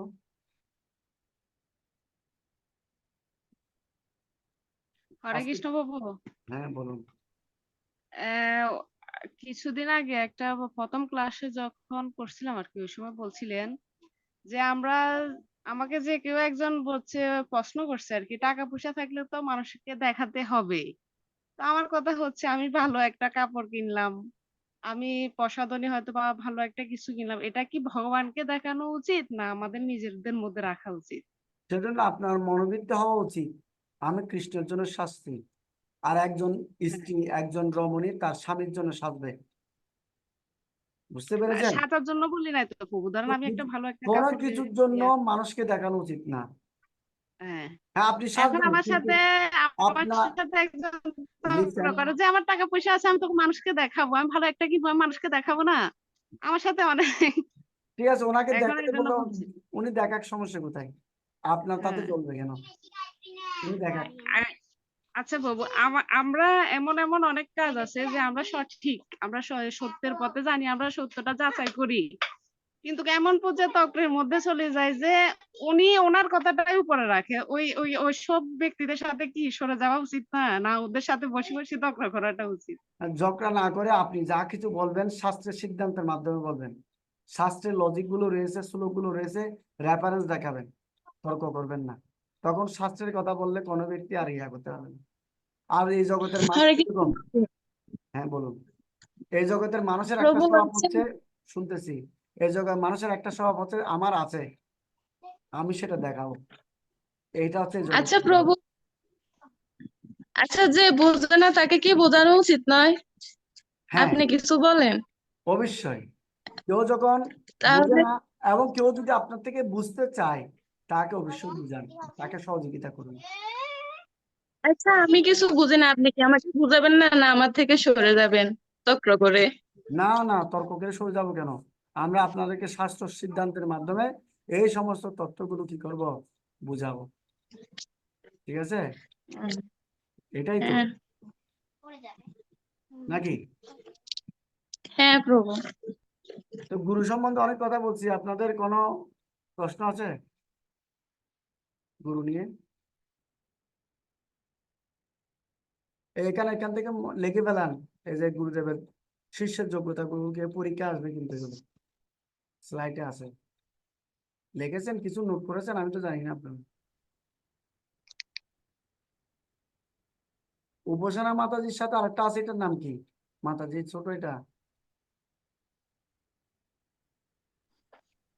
সেলিব্রিটি লোক আপনার শান্তা মাতাজি। শান্তা মাতাজি, আপনি নোট করেছেন কিছু?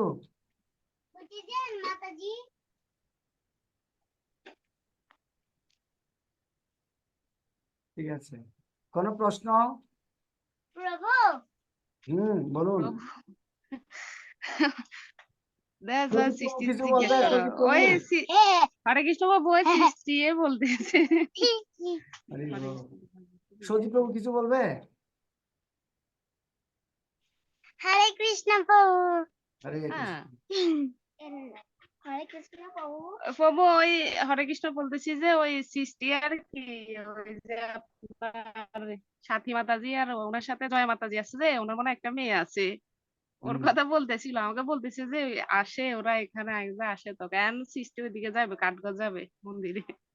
আচ্ছা,